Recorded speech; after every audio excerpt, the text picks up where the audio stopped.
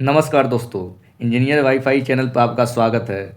आज की इस वीडियो में हम बात करने वाले हैं सेप्टेम्बर 11 में जो सीबीटी 1 में जो जनरल मैथमेटिक्स का जो 40 क्वेश्चन पूछा जाएगा, तो उससे रिलेटेड जो 40 मोस्ट एक्सपेक्टेड क्वेश्चन के बारे में बात करेंगे। स्टेप बाय स्टेप हम इसको एक्सप्लेन करेंगे और सोल्यूशन करेंगे, देखेंगे, साथ ही साथ फुल कंसेप्ट और ट्रिक के साथ।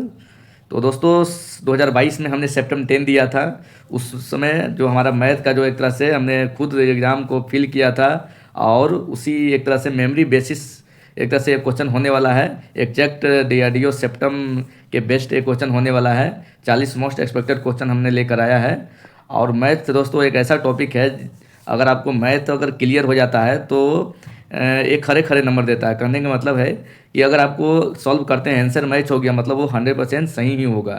तो जो मैथ और रीजनिंग ये दोनों क्या होता है, स्कोरिंग टॉपिक होता है। इसमें अगर आपको बनाने की अगर कला आ गई, आपको सारे फार्मूला याद है और आपको थ्योरी एक तरह से आपको बनाने की जो जो आपको जो प्रोसेस है वो आपको अगर आ गया है, तो मैथ अगर समझ के बनाने लगे हैं तो आपको कैसे भी क्वेश्चन देगा घुमा के भी तो बन जाता है। बस आपको प्रैक्टिस होना चाहिए। तो दोस्तों यहाँ पर हमने सेप्टेम्बर 10 दिया था, उसमें मेरा सिलेक्शन भी हुआ। आज अभी मैं डीआरडीओ में भी हूँ। तो अपने इसी एक्सपीरियंस के बेस्ट पर अभी मैं ये अभी अपना जो क्वेश्चन लेकर आया हूँ। आप वीडियो के लास्ट तक बने रहिए, देख सकते हैं ये टोटल 40 क्वेश्चन का एक सेट है जो आपको एक तरह से मॉडरेट टू हार्ड होने वाला है। आप देख सकते हैं इसमें जो क्वेश्चन का जो लेवल है जो आपको पता चलेगा आप जब इसको सॉल्व करेंगे तब। तो चलिए दोस्तों हम यहाँ फर्स्ट क्वेश्चन से स्टार्ट करते हैं। तो सबसे पहला जो मेरा क्वेश्चन है यहाँ देख सकते हैं जो कि किसी वृत्त की त्रिज्या में 5% की वृद्धि की जाती है तो इसके क्षेत्रफल में होने वाले प्रतिशत वृद्धि ज्ञात कीजिए। The radius of a circle increase by 5%, find the percentage increase in इस एरिया। तो इसका एकदम सिंपल एक तरह से कंसेप्ट या फार्मूला है। यहाँ पर चूँकि वृत्त है तो वृत्त है तो वृत्त का क्षेत्रफल पाई आर एक्स वाई जैसा होता है, मतलब आर के एक्स वाई। तो अगर मान लिया कि यहाँ आयत देता या ये मान लिया कि आयत है या अगर वर्ग दे देता, ठीक है, या वृत्त हो गया, तो अगर क्षेत्रफल में वृद्धि पूछे तो सबके लिए एक ही फार्मूला है, ए प्लस बी प्लस ए गुने बी बटे 100। बस यही यूनिवर्सल फार्मूला है, बस इसी फार्मूला को लगाना है आपको। तो जैसे अगर यहाँ चूँकि 5% है तो वृत्त में क्या है कि रेडियस होता है, तो ये 5 हो गया। और चूँकि आर एक्स वाई का थ्री फॉर्म में रहेगा क्षेत्रफल, तो यहाँ पर एक और आर लिखेंगे क्योंकि रेडियस तो सेम ही होगा, यहाँ यहाँ यहाँ सब। तो आर प्लस आर होगा, चूँकि वृद्धि करेगा तो प्लस देना है। अगर यही कहते हैं कमी तो यहाँ स्टार्टिंग में ही माइनस माइनस यहाँ लगाते हैं, लेकिन यहाँ चूँकि क्या है यहाँ पर वृद्धि की जा रही है तो वृद्धि के लिए प्लस और कमी के लिए माइनस यूज करते हैं। तो यहाँ प्लस होगा, यहाँ भी प्लस हो गया, और फिर ये दोनों को गुना करते हैं तो प्लस और प्लस क्या हो गया, यहाँ भी प्लस आ जाएगा। तो प्लस आ गया, यहाँ हो जाएगा 5 गुने 5 बटे 100 हो गया। जब इसको सॉल्व करेंगे तो 5 5 10 तो यहाँ हो गया, और प्लस 5 25 और 100 से डिवाइड करेंगे तो 0.25। तो कहने का मतलब क्या हो गया, 10.25 इसका आंसर आ गया। तो हमारा जो करेक्ट आंसर क्या होने वाला है, ए होने वाला है। तो दोस्तों यहाँ पर ये हो गया। अगर यही मान लीजिए कि हमारा रहता, अगर ये माइनस में रहता, जैसे कि यहाँ बोलता कि 5% की कमी हो रही है, वृद्धि ना होकर कमी होती, तो ये क्या होता -5% हो जाता। तो उस कंडीशन में हम क्या करते हैं, इस कंडीशन में लिखते -5, फिर क्या करते हैं, चूँकि फिर यहाँ बताइए कमी हो रहा है तो फिर -5 देते हैं। इन दोनों को गुना करेंगे तो माइनस माइनस जब गुना करेंगे तो प्लस हो जाएगा, तो प्लस लिखेंगे 5 गुने 5 बटे 100। या इसको ऐसे भी कर सकते हैं कि जो चूँकि माइनस माइनस आता -5 लिखे प्लस, यहाँ फिर से माइनस आ गया। अगर ये प्लस तो फार्मूला में होता है, यहाँ भी क्या लिखेंगे -5 लिखेंगे, और फिर यहाँ भी क्या हो गया, यहाँ भी -5 आएगा अब बटे 100। तो कहने का मतलब यहाँ जब माइनस माइनस गुना होगा तो यहाँ माइनस प्लस ही आने वाला है। तो यही हम बोले थे कि ये दोनों को गुना करते हैं, यहाँ पर लिखते हैं डायरेक्ट, यहाँ सिंपल जो है लिख देते हैं। तो ये था दोस्तों हमारा फर्स्ट क्वेश्चन। तो जो भी अगर आयत में बोले कि आयत में प्रथम लंबाई को इतना वृद्धि करे, चौड़ाई को इतना कमी करे, तो वृद्धि करे तो प्लस और कमी करे तो माइनस। वही वर्ग का बात करें कि किसी भुजा में 2% की वृद्धि कर दिया जाए तो यहाँ लिखेंगे 2 + 2 गुने 2 बटे 2 100। तो ये हो गया। हम नेक्स्ट देखते हैं दोस्तों। तो नेक्स्ट हमारा जो क्वेश्चन है कि यदि किसी त्रिभुज की भुजाओं की जो लंबाई है 7 सेंटीमीटर है, 24 सेंटीमीटर है, 25 सेंटीमीटर है, तो अंतःवृत्त की त्रिज्या क्या होगी। तो अंतःवृत्त की त्रिज्या के बारे में बात कर रहा है। The radius of the inner circle triangle whose the sides are the इतना। तो दोस्तों अंतःवृत्त होती है, एक बाह्य वृत्त होती है। इनसाइड इन सर्कल होता है, एक आउटर सर्कल होता है। तो यहाँ पर जो एक देख सकते हैं कि एक हाइपोटेनस एक तरह से ट्रिंगल है, ये देख सकते हैं ऐसा ट्रिंगल होने वाला है क्योंकि इसकी जो दो भुजाओं के वर्गों का योग है 7 हो गया, मान लीजिए 24 हो गया, तो ये हमारा 25 हो गया। तो राइट एंगल ट्रिंगल ये होने वाला है। इसमें हाइपोटेनस एक तरह से हाइपोटेनस ये हो गया, परपेंडिकुलर हो गया, ये हमारा बेस हो गया। तो पाइथागोरस थ्योरम जब इसमें लगाएंगे, इसका एक्सवायर करेंगे, यहाँ पर 7 के एक्सवायर प्लस यहाँ 24 के होल एक्सवायर बराबर हो जाएगा 25 के होल एक्सवायर, दोनों बराबर हो जाएगा। तो अब हमें क्या है कि यहाँ पर हमें निकालना है अंतर्वृत्त की त्रिज्या निकालना है। तो सबसे पहले हम फार्मूला के बारे में बात करते हैं। तो दोस्तों, अगर किसी भी त्रिभुज की अंतर्वृत्त की त्रिज्या निकालना हो, अंतर्वृत्त की त्रिज्या मतलब तो कोई त्रिभुज हो गया, यहाँ पर इनर सर्कल कैसा होगा, यहाँ पर ये हो गया, इसकी जो ये है रेडियस हो जाएगा, ये रेडियस हो गया, ये रेडियस हो गया, ये रेडियस हो गया, ये सारे रेडियस आर हो गया। वही बात करते हैं आउटर सर्कल की बात करते हैं। तो अगर मान लिया कि हमारा कोई त्रिभुज ये हो गया, तो इसके जब आउटर में कोई सर्कल बनता है तो ये सर्कल यहाँ से टच करते हुए जाएगा, ये सब टच करेगा। तो ये जो हमारा हो गया, ये रेडियस हो गया, ये रेडियस हो गया, ये रेडियस हो गया, सभी क्या हो गया, आर हो गया। ये हमारा होता है कैपिटल आर होता है। तो ये हमारा कैपिटल आर हो गया, इनर रेडियस हो गया, आउटर रेडियस हो गया। तो यहाँ स्मॉल आर की बात करते हैं। तो स्मॉल आर किसी भी ट्रिंगल के लिए अगर बात करते हैं, तो स्मॉल आर निकालने का जो है 2 गुने क्षेत्रफल एरिया डिवाइडेड बाई उसकी साइड का योग sum of the side A plus B plus C. अगर ये साइड हो गया, बी साइड हो गया, सी हो गया, तो ये हमारा हो गया ऐसा। तो ये हमारा हो गया, तो ये हमारा इनर रेडियस बराबर आउटर रेडियस कैपिटल आर की अगर बात करते हैं, तो इसका इन्वर्सल फार्मूला होता है A into B into C divided by हमारा हो जाता है डिवाइडेड बाई 4 इंटू हमारा एरिया, क्षेत्रफल हो जाएगा एरिया। तो ये हमारा एक तरह से इन्वर्सल फार्मूला है इनर रेडियस और आउटर रेडियस निकालने का। लेकिन ठीक है, ये तो किसी भी ट्रिंगल में निकाल सकते हैं इससे फार्मूला लगाकर। लेकिन अगर डायरेक्ट बोल रहे कि हमारा इक्विलेटरल ट्रिंगल है, समबाहु त्रिभुज है, समबाहु त्रिभुज, समबाहु त्रिभुज ये होता है जिसकी तीनों साइड क्या होती है, बराबर होती है, ए भी है, ए भी है, ए भी है। तो उस कंडीशन में जब आर निकालना हो तो डायरेक्ट फार्मूला हमारा होता है ए वाई होता है 2√3 होता है, डायरेक्ट फार्मूला होता है। वही बात करते हैं कि इक्विलेटरल ट्रिंगल का अगर मान लीजिए कैपिटल आर निकालना हो तो उस कंडीशन में लगाते हैं ए वाई ओनली √3 लगाते हैं। ये हमारा दूसरा फार्मूला हो गया। नेक्स्ट दोस्तों, यहाँ देखते हैं कि अगर मान लिया कि वो समकोण त्रिभुज है, मतलब राइट एंगल ट्रिंगल है, तो उस कंडीशन में कैपिटल आर और स्मॉल आर क्या हो जाएगा वो हम देखेंगे। तो अगर मान लिया कि हमारा ट्रिंगल कैसा है, राइट एंगल ट्रिंगल है, ये वाला ट्रिंगल है, तो उस कंडीशन में हमारा अगर स्मॉल आर निकालना हो तो स्मॉल आर बराबर फार्मूला होता है P plus B minus h/2 हो जाता है। ये हमारा स्मॉल आर निकालने का फार्मूला हो गया। ये हमारा पी हो गया, ये हमारा बी हो गया, ये एच हो गया। तो इसमें आर निकाला हो तो P plus B minus h/2 हो जाता है। अगर यही कैपिटल आर निकालना हो तो क्या होगा, तो उस कंडीशन में h/2 हो जाएगा, सिंपल। तो दोस्तों यहाँ देख सकते हैं कि यहाँ जो ट्रिंगल दिया गया है, यहाँ पर इसको कैलकुलेशन करेंगे तो इसको वर्ग 749 हो जाएगा और 24 576 हो जाएगा। तो ये जाएगा जोड़ेंगे तो 5 वर्ग में 5 625 है, इसका वर्ग करेंगे तो 625 आ जाएगा। इसका मतलब ये है कि जब इसकी इनर रेडियस पूछ रहा है तो हम डायरेक्ट ये वाला फार्मूला लगा सकते हैं। ये वाला फार्मूला लगा देंगे कि स्मॉल आर बराबर क्या हो जाएगा, P plus B minus h/2। तो पी कितना है, 7 है, 7 24 25। तो डायरेक्ट इसी फार्मूला पर हम पुट करेंगे इसको, तो हो जाएगा 7 प्लस 24 माइनस 25/2। बस हमारा क्या हो जाएगा, तो 7 और 24 कितना हो जाएगा, 31 माइनस 25 डिवाइडेड बाई 2। तो 11 से 5 तो 6/2 बराबर कितना हो जाएगा, 3। मतलब कि जो इनर रेडियस कितना हो जाएगा, 3 हो जाएगा। वही बात करते हैं कि आउटर रेडियस कितना हो जाएगा, तो आउटर रेडियस हमारा हो जाता है h/2 मतलब 25/2 मतलब 12.5 हो जाएगा। तो इसका करेक्ट आंसर क्या हो जाएगा, डी हो जाएगा। तो D is the correct answer.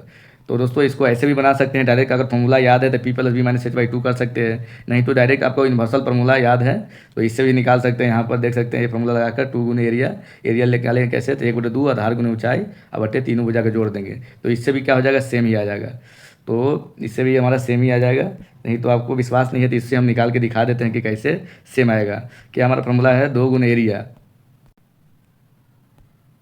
तो दोस्तों इन्वर्सल फार्मूला अगर लगाते हैं, हमारा आर बराबर 2 गुने एरिया बटे ए प्लस बी प्लस सी होता है स्मॉल आर निकालने के लिए। तो जब यहाँ देख सकते हैं कि अगर इसको हम यूज करते हैं तो आर बराबर क्या हो गया, 2 गुने क्षेत्रफल। तो हमारा जो समकोण त्रिभुज होता है राइट एंगल ट्रिंगल, तो यहाँ आर बराबर 2 गुने क्षेत्रफल ए प्लस बी प्लस सी लगाएं, तो ये हमारा जब एरिया हो गया समकोण त्रिभुज का और ये हमारा सम ऑफ द साइड्स हो गया। तो हमारा क्या आ गया फाइनली, इसका भी 7 × 56 और 8 24। तो यहाँ भी क्या आ गया, 3 आ गया। तो कहने का मतलब ये है कि यहाँ भी 3 आ गया। इस फार्मूला को भी यूज किए तो हमारा 3 आया। यहाँ भी देख सकते हैं कि direct P plus B minus h/2 लगाए तो यहाँ भी 3 आया। तो समय को बचाने के लिए आप इसका यूज कर सकते हैं। अगर समबाहु देता तो इसका डायरेक्ट यूज कर लेते a/2√3 का, नहीं तो ये यूनिवर्सल फार्मूला है। अब नेक्स्ट क्वेश्चन हमारा दोस्तों ये है कि वही हमारा जो बोल रहा है किसी समत्रिभुज के प्रत्येक भुजा की लंबाई 25 मीटर है, ठीक है। उसके बाद एक विकर्ण दिया है 14 मीटर, तो समत्रिभुज का हमको क्षेत्रफल निकालना है। तो जो समचतुर्भुज होता है ना, उसका एक तरह से प्रॉपर्टी आपको याद रखना काफ़ी ज़रूरी होता है क्वेश्चन को सॉल्व करने के लिए। ऐसे जो चतुर्भुज टोटल कितने होते हैं, 3 तरह के होते हैं। तो जो एक होता है पैरेललोग्राम होता है, यहाँ पर देख सकते हैं। जो पहला हम यहाँ लिखते हैं पैरेललोग्राम लिखते हैं, ये हो गया। हमारा नेक्स्ट क्या होता है, समचतुर्भुज होता है। ये हमारा समचतुर्भुज हो गया। एक होता है समलम चतुर्भुज,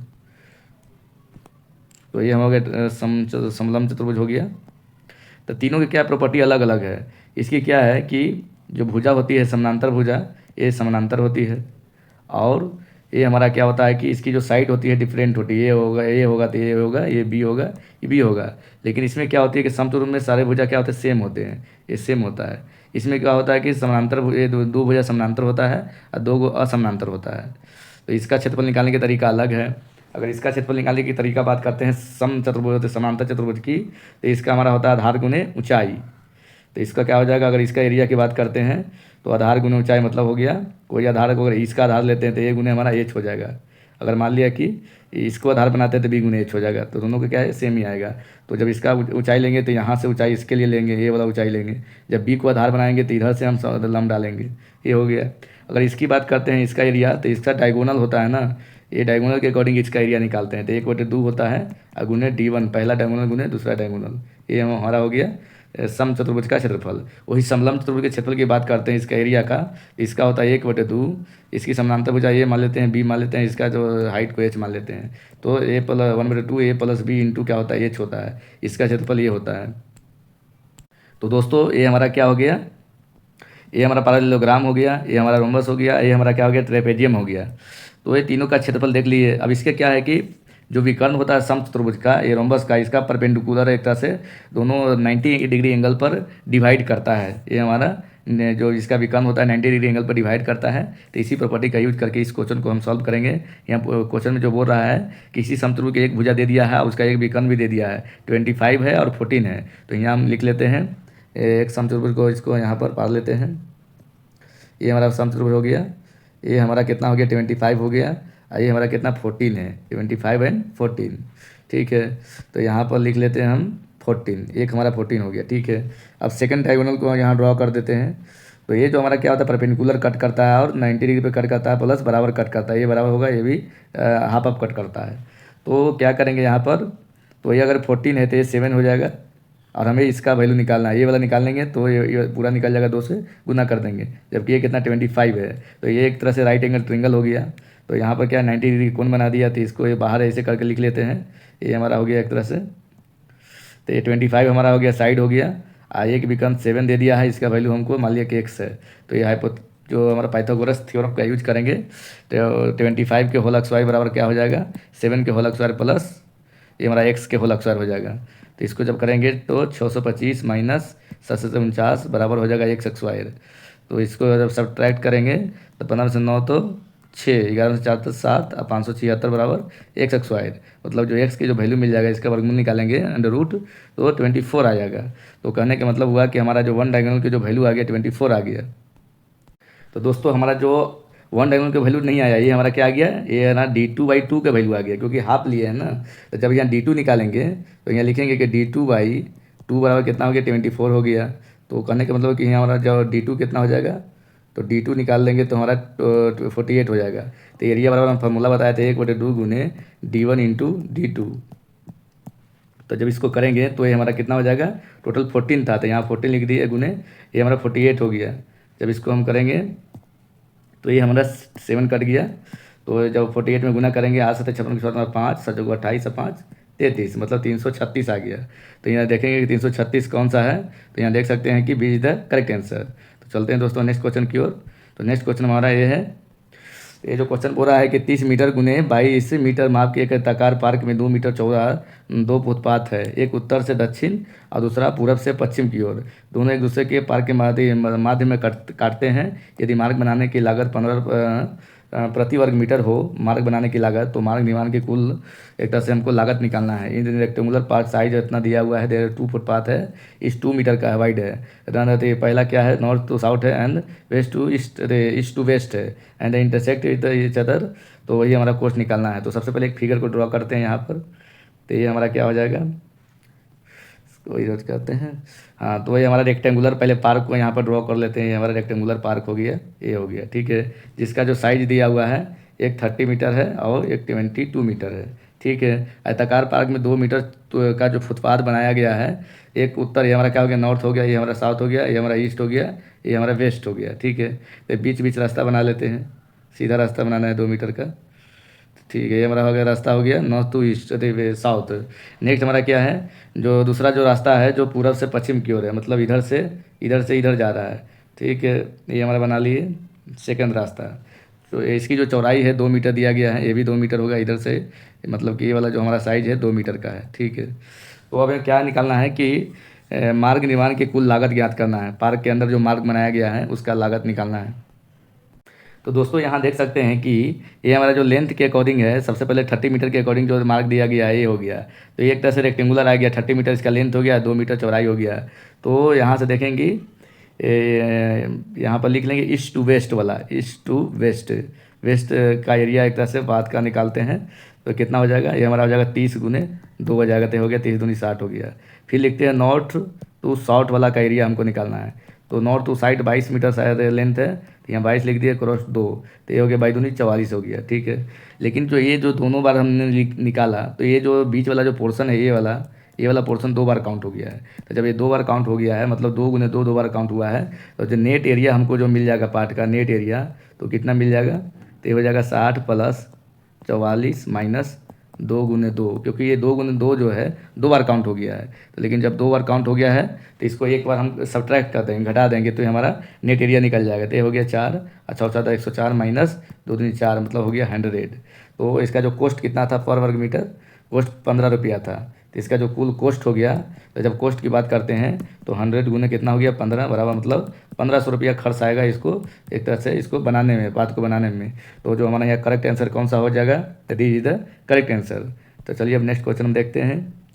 दोस्तों नेक्स्ट क्वेश्चन हमारा है कि 36 सेंटीमीटर व्यास का एक ठोस गोला धातु की गोल को पिघलाया जाता है और उससे 12 सेंटीमीटर व्यास एवं 12 सेंटीमीटर ऊंचे छोटे ठोस शंकु बनाए जाते हैं। तो बताइए कि इस पिघले हुए धातु का प्रयोग करके बनाए जाने वाले शंकु की संख्या कितनी है। हो रहा है कि सॉलिड मेटल स्फेयर है, ठीक है, जिसका डायमीटर दे दिया 36 centimetre, 36 centimetre melted and recast into the small solid cones and each having the diameter 12 centimetre and height कितना है भी 12 सेंटीमीटर है। तो find the number of the cone from the melted metal. तो दोस्तों ये क्या है कि डीआरडीओ में काफ़ी मैथ में जो क्वेश्चन है एक तरह से प्रैक्टिकल क्वेश्चन पूछा जाता है।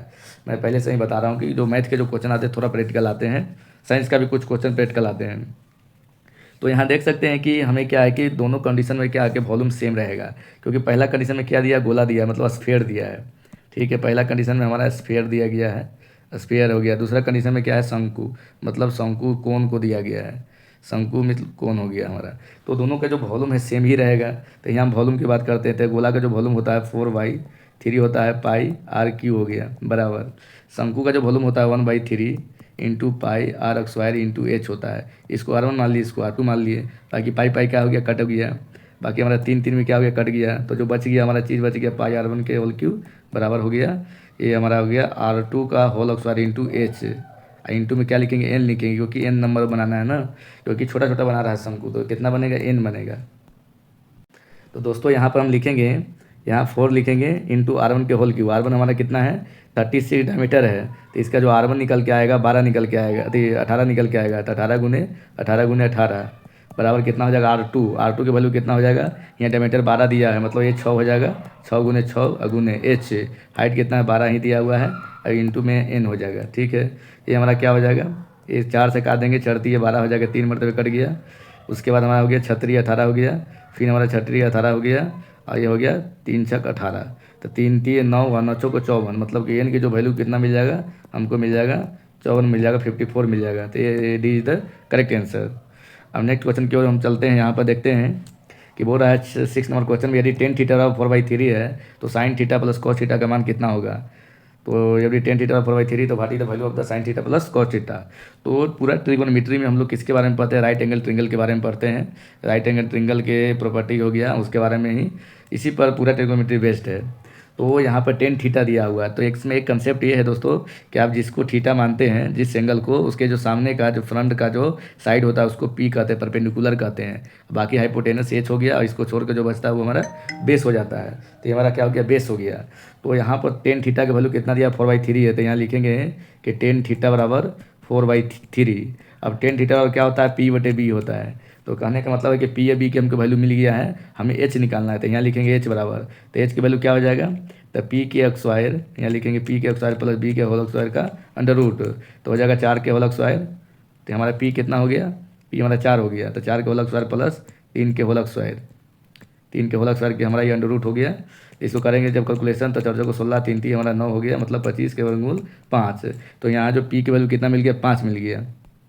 तो दोस्तों हमारा यहाँ क्या निकालना है, sine theta plus cos theta की वैल्यू निकालना है। तो यहाँ लिख देंगे साइन थीटा प्लस, ये हमारा हो गया कॉस थीटा।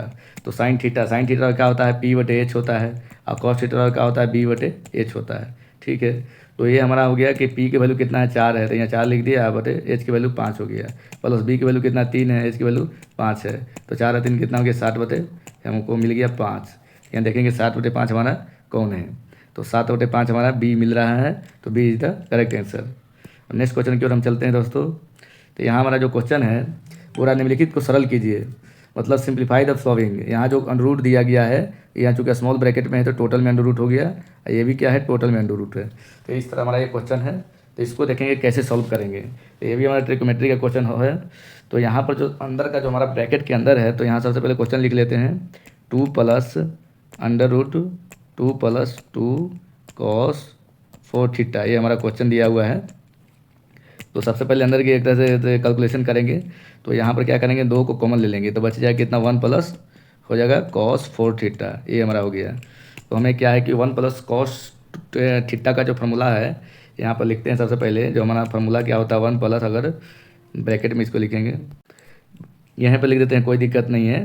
तो ये हमारा हो गया, इसको ऐसे रहने देते हैं। 1 प्लस जो cos थीटा के दोस्तों फार्मूला होती है, क्या होती है, 2 cos XY θ/2 होती है। वही बात करते हैं, अगर 1 माइनस cos थीटा का, तो ये हो जाता है 2 sin XY θ/2। अगर यहाँ प्लस में रहेगा तो ये कॉस में होगा, अगर माइनस में रहेगा तो साइन में होगा। ये दोनों बहुत इंपॉर्टेंट फार्मूला है। 1 + cos थीटा है निकालना हो तो हो जाएगा 2 cos XY θ/2, 1 - cos थीटा निकालना हो तो 2 sin XY θ/2। तो दोस्तों यहाँ पर इसी का यूज करके हम इसको सॉल्व करते हैं। तो ये हमारा हो गया 2 प्लस अंडर रूट 2 इंटू, चूँकि यहाँ क्या है, cos 4 थीटा, यहाँ थीटा था तो θ/2 हुआ था, तो जब यहाँ 4 थीटा रहेगा तो 2 थीटा हो जाएगा। तो ये हो जाएगा कितना, 2 cos XY 2 थीटा। अब ये क्या हो गया, 2 2 4 हो जाएगा। तो इसका जब वर्गमूल निकलेगा तो 2 हो जाएगा, इसका अंडर रूट करेंगे तो 2 का वर्गमूल कितना हो गया, 4 का वर्गमूल 2 हो गया, और cos XY 2 थीटा का वर्गमूल कितना हो गया, cos 2 थीटा हो गया। ठीक है, अब इसको हम सॉल्व करेंगे। तो जब यहाँ भी हम क्या करेंगे, 2 को कॉमन ले लेंगे, तो 2 को जब कॉमन लेंगे तो ये बच जाएगा 1 प्लस, बच जाएगा cos 2 थीटा बच जाएगा। तो फिर सेम फार्मूला अप्लाई करेंगे, प्लस में है तो cos में आएगा, तो इसको फिर से लिखेंगे। तो ये हमारा हो जाएगा अंडर रूट 2 इंटू, क्योंकि 1 + cos 2 थीटा है तो ये हो जाएगा 2 cos XY थीटा, क्योंकि 2 थीटा का हाफ कितना हो जाएगा, थीटा हो जाएगा। तो इसका जब वर्गमूल निकालेंगे, 2 × 2 4 का वर्गमूल 2 हो जाएगा, इंटू cos XY थीटा का वर्गमूल कितना हो जाएगा, cos थीटा हो जाएगा। तो ये हो गया cos थीटा, मतलब 2 cos थीटा। अब देखेंगे हमारा कौन सा आंसर होने वाला है। तो ये हमारा cos कितना आ गया, 2 cos थीटा आ गया, यहाँ देख सकते हैं 2 cos थीटा। तो ये जो करेक्ट आंसर हो गया, C is the correct answer, 2 cos theta हमारा सी है। नेक्स्ट क्वेश्चन की ओर चलते हैं, यहाँ देखते हैं। तो नेक्स्ट हमारा क्वेश्चन जो है 8 नंबर है, जो sec 33 और cosec 57 minus cot 57 tan 33 cot 47 और cot 43। तो ये जो क्वेश्चन है, बहुत लोग क्या करता है, जल्दीबाजी में सोचता है कि ये 1 हो गया और माइनस ये 1 हो गया और प्लस क्या हो गया, ये 1 हो गया। तो कहने मतलब ये कट गया, तो ये इसका करेक्ट आंसर कितना हो जाएगा, 1 हो जाएगा, ऐसा मार के लोग चल देता है। लेकिन यहाँ पर गलत हो जाएगा, क्योंकि ये थोड़ा सा सोचना है, कुछ नहीं 5 सेकंड आपको सोचना है। कि दोस्तों यहाँ देख सकते हैं कि हमारा जो है, ये हमारा sec 33 है, cosec 57 है। तो इसको कैसे लिख सकते हैं, sec 33 को जब इसको ऐसे करेंगे हम लिख सकते हैं कि sec जब कन्वर्ट होता है 90 के कारण, तो ये हमारा 90 माइनस, सॉरी इसको इरेज करते हैं। इसको क्या लिखना है दोस्तों, sec 33 को ऐसे लिख सकते हैं, sec 90 माइनस 33, ठीक है, इंटू में हो जाएगा cosec 57, ठीक है, इसको ऐसे लिखेंगे। तो इसको जब करेंगे तो कैलकुलेट इसका हो जाएगा, तो सेक 90 करंट चेंज हो जाएगा तो क्या आ जाएगा, कौशक में आ जाएगा। और 90 में से हमारा इसको, सॉरी दोस्तों, यहाँ हमने जो क्या है कि यहाँ पर गलत ही लिख दिया है, क्योंकि यहाँ 33 नहीं, यहाँ पर क्या हमारा होने वाला है, तो यहाँ पर हमारा क्या हो जाएगा, क्योंकि हमें क्या लाना 33 लाना है, तो यहाँ क्या लिखेंगे 57 लिखेंगे, तभी तो हमारा क्या आ जाएगा, 90 माइनस 57 करेंगे तो हमारा कितना 33 आ जाएगा। तो ये जो हमारा आ जाएगा 33, तभी इसको हम लिखेंगे, तो इसको इस फॉर्म में लिखना पड़ेगा 90 माइनस 57, तभी हमारा क्या आ जाएगा, सेक कन्वर्ट हो जाएगा कौशक में। तो ये हमारा कौशक हो जाएगा 90 का सेक चेंज हो जाएगा कौशक में, ये हो जाएगा 57, ये हमारा 57 हो गया। इंटू में क्या हो जाएगा, ये हमारा कौशक कौशक 57। तो एक तरह से दोनों को जब गुना करेंगे तो कितना मिल जाएगा, ये हमारा कौशक 57 के होल स्क्वायर मिल जाएगा। तो ये हमारा होल स्क्वायर वाला हो गया।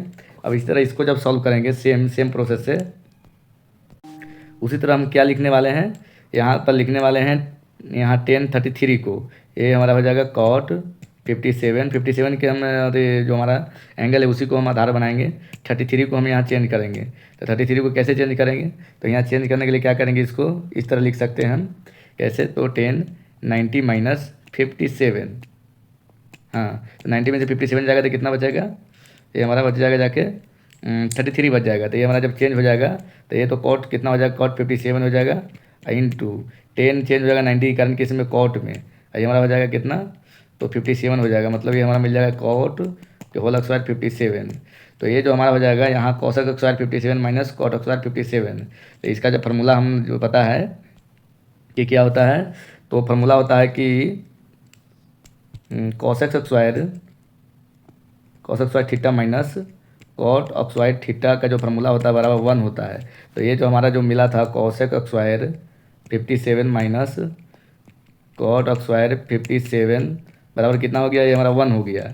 अभी क्या है कि आपको समझना है, एग्जाम में तो क्या है डायरेक्ट बनाना है, लिखने की ज़रूरत नहीं है, डायरेक्ट इसको कैलकुलेशन कीजिए कि हाँ ये हमारा 1 हो गया, ये कैसे हो गया, 1 होने वाला है नहीं क्योंकि सेम मिल जाएगा ना। तो ये हमारा कौशक स्क्वायर हो गया और ये हमारा कॉट स्क्वायर सेकंड वाला मिल गया, तो ये दोनों मिल के 1 मिल गया, ठीक है। और जो नेक्स्ट हमारा है ये तो हमारा क्या, ये दोनों मिला के 1 हो जाएगा। तो दोस्तों यहाँ पर जब इसको कन्वर्ट करेंगे तो ये दोनों हमारा 1 हो गया। आपको जानकारी के लिए को बता दें यहाँ पर ट्रिक एक तरह से कैसे, कि अगर दोनों डिफरेंट रहेगा तो वो क्या है कि एक नहीं होने वाला, यहाँ क्या है डिफरेंट है, यहाँ भी क्या है डिफरेंट है, बट यहाँ क्या है सेम है। यहाँ क्या है कॉट 47 आउट कॉट 43 है, तो ये दोनों क्या हो जाएगा, गुना के 1 हो जाएगा। कैसे, तो ये कैसे हो जाएगा, तो यहाँ क्या करेंगे, कॉट है तो ये कॉट 47 है, ठीक है, तो इसको लिख देंगे कॉट 90 माइनस कितना लिख सकते हैं, 43 लिख सकते हैं, इंटू क्या हो गया, ये हो गया कॉट 43 हो गया, ठीक है। तो ये कॉट चेंज हो जाएगा 90 करंट 10 में, तो 10 43 हो जाएगा, इंटू कॉट 43 हो गया, तो 10 इंटू कॉट क्या हो गया, 1 हो गया। तो ये दोनों मिलकर 1 दे दिया, लेकिन यहाँ क्या डिफरेंट पहले से था, तो उस समय क्या हो गया, इसका स्क्वायर हो गया था, तो ये दोनों से 1 मिल गया, प्लस यहाँ से क्या मिल गया, 1 मिल गया, तो 1 कितना हो गया, 2 हो गया, तो इसका करेक्ट आंसर सी हो गया। अब नेक्स्ट क्वेश्चन क्यों देखते हैं हम।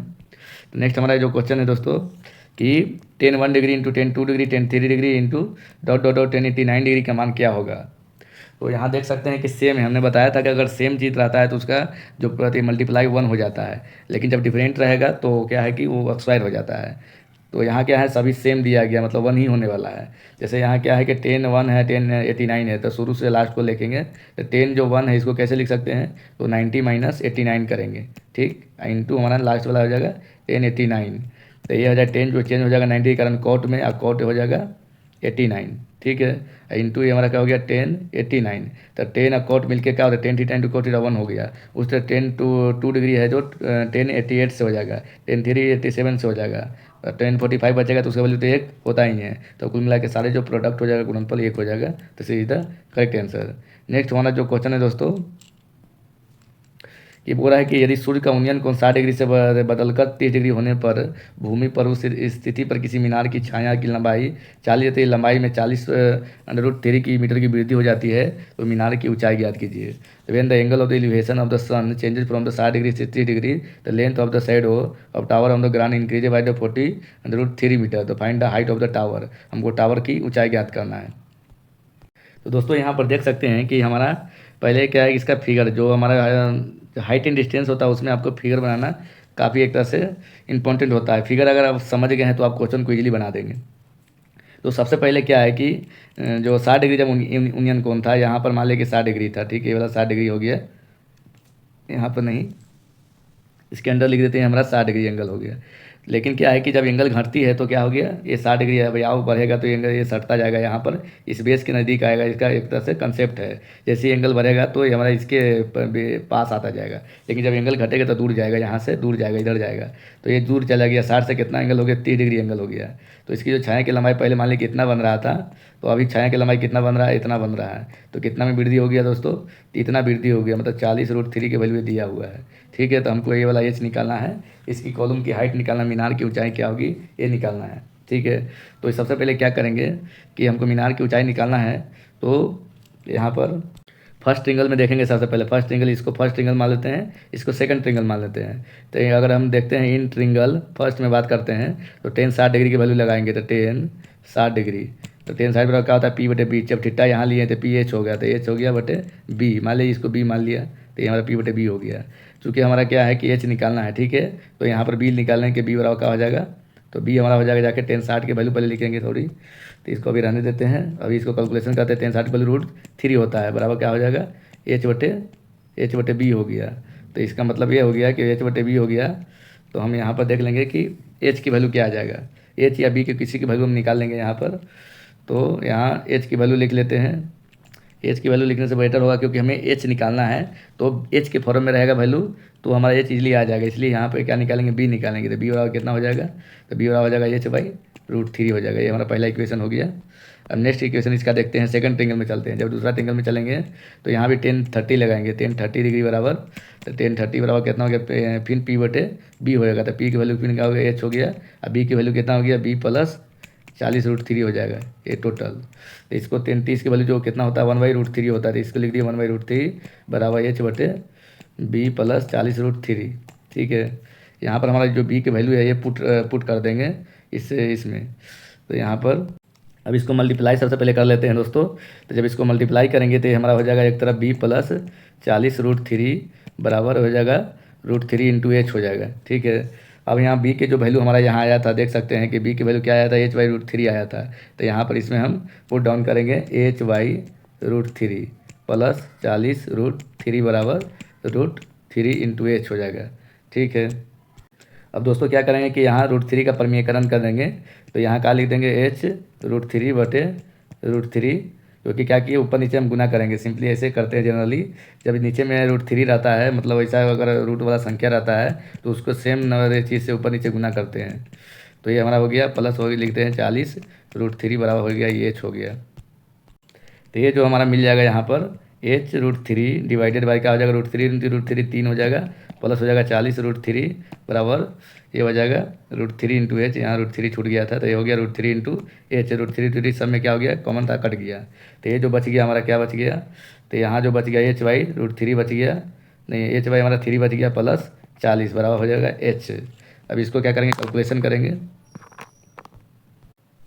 तो इसको क्या करेंगे, वहाँ उधर हम जाके घटाएंगे, तो ये 40 बराबर कितना हो जाएगा, h माइनस h/√3, तो ये बच जाएगा हमारा 2h/3। तो ये हमारा क्या जाएगा, 20 दूनी 40 हो गया। तो कहने के मतलब हो गया कि h की जो वैल्यू मिल जाएगा 20 थी, 20 × 3 बराबर 60। अब देखेंगे कि 60 हमारा कौन सा आंसर है, तो 60 इज द करेक्ट आंसर। अब नेक्स्ट हम देखते हैं क्वेश्चन हमारा है।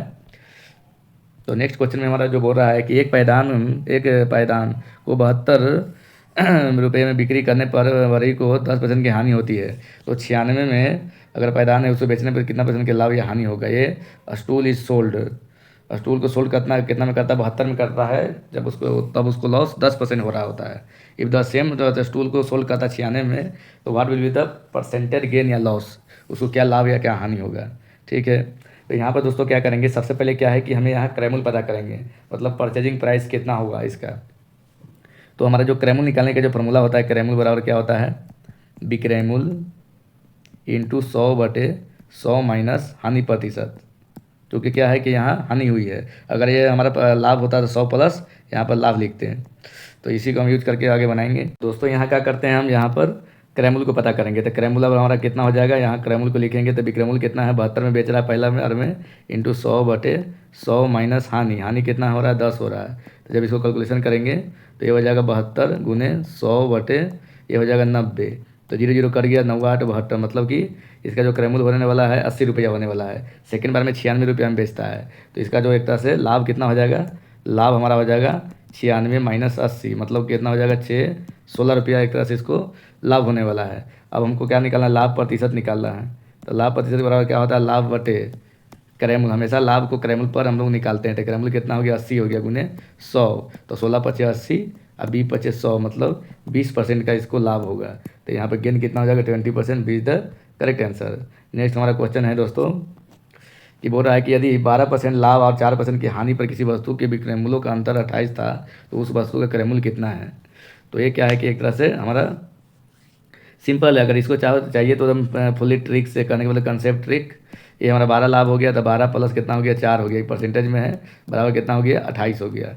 ठीक है, तो 12 4 कितना हो गया, 16, 16 बटे 100 बराबर हमारा 28 हो गया। तो हमारा इसको जब सॉल्व करेंगे दोस्तों तो ये हमारा हो गया 4 को 16 और ये हमारा हो गया 64 28, ये हो गया 25 को 100, मतलब कि जो टोटल की जो वैल्यू हो गया 25 गुने 7 हो जाएगा। 25 गुने 7 बराबर 175, 175 इसका करेक्ट आंसर हो जाएगा। ये तो हमारा हो गया शॉर्टेज। मान लीजिए टाइम नहीं है, डायरेक्ट 12 4 16 बराबर 28 कर दे, 16% बराबर 28 कर दे और 100% बराबर निकाल दे कि 1% के लिए हमको इतना हुआ तो 100% के लिए इतना हो जाएगा। तो इसको 100 के ऊपर उधर ले जाएंगे या 16 से डिवाइड कर देंगे। लेकिन ये एक तरह से जनरली बनेगा कैसे, इसको हम बात करेंगे। तो दोस्तों यहाँ देखते हैं कि 12% के लाभ हो रहा है, 4% की हानि हो रहा है, हमको निकालना है, क्रय मूल्य निकालना है और दोनों का अंतर कितना है, 28 रुपया है। तो 12 और 4 28 है। ठीक है, तो इसको हम कंसेप्ट से यूज करके बनाएंगे। तो माना क्या करेंगे, माना कि सबसे पहले क्रय मूल्य को क्या मान लिया, एक्स मान लिया, क्योंकि मान लिया कि हमारा कंसेप्ट ट्रिक याद नहीं है तो आपको कंसेप्ट क्लियर तो होना ही चाहिए। तो पहला मान लिया कि क्रय मूल्य हम एक्स मान लिए।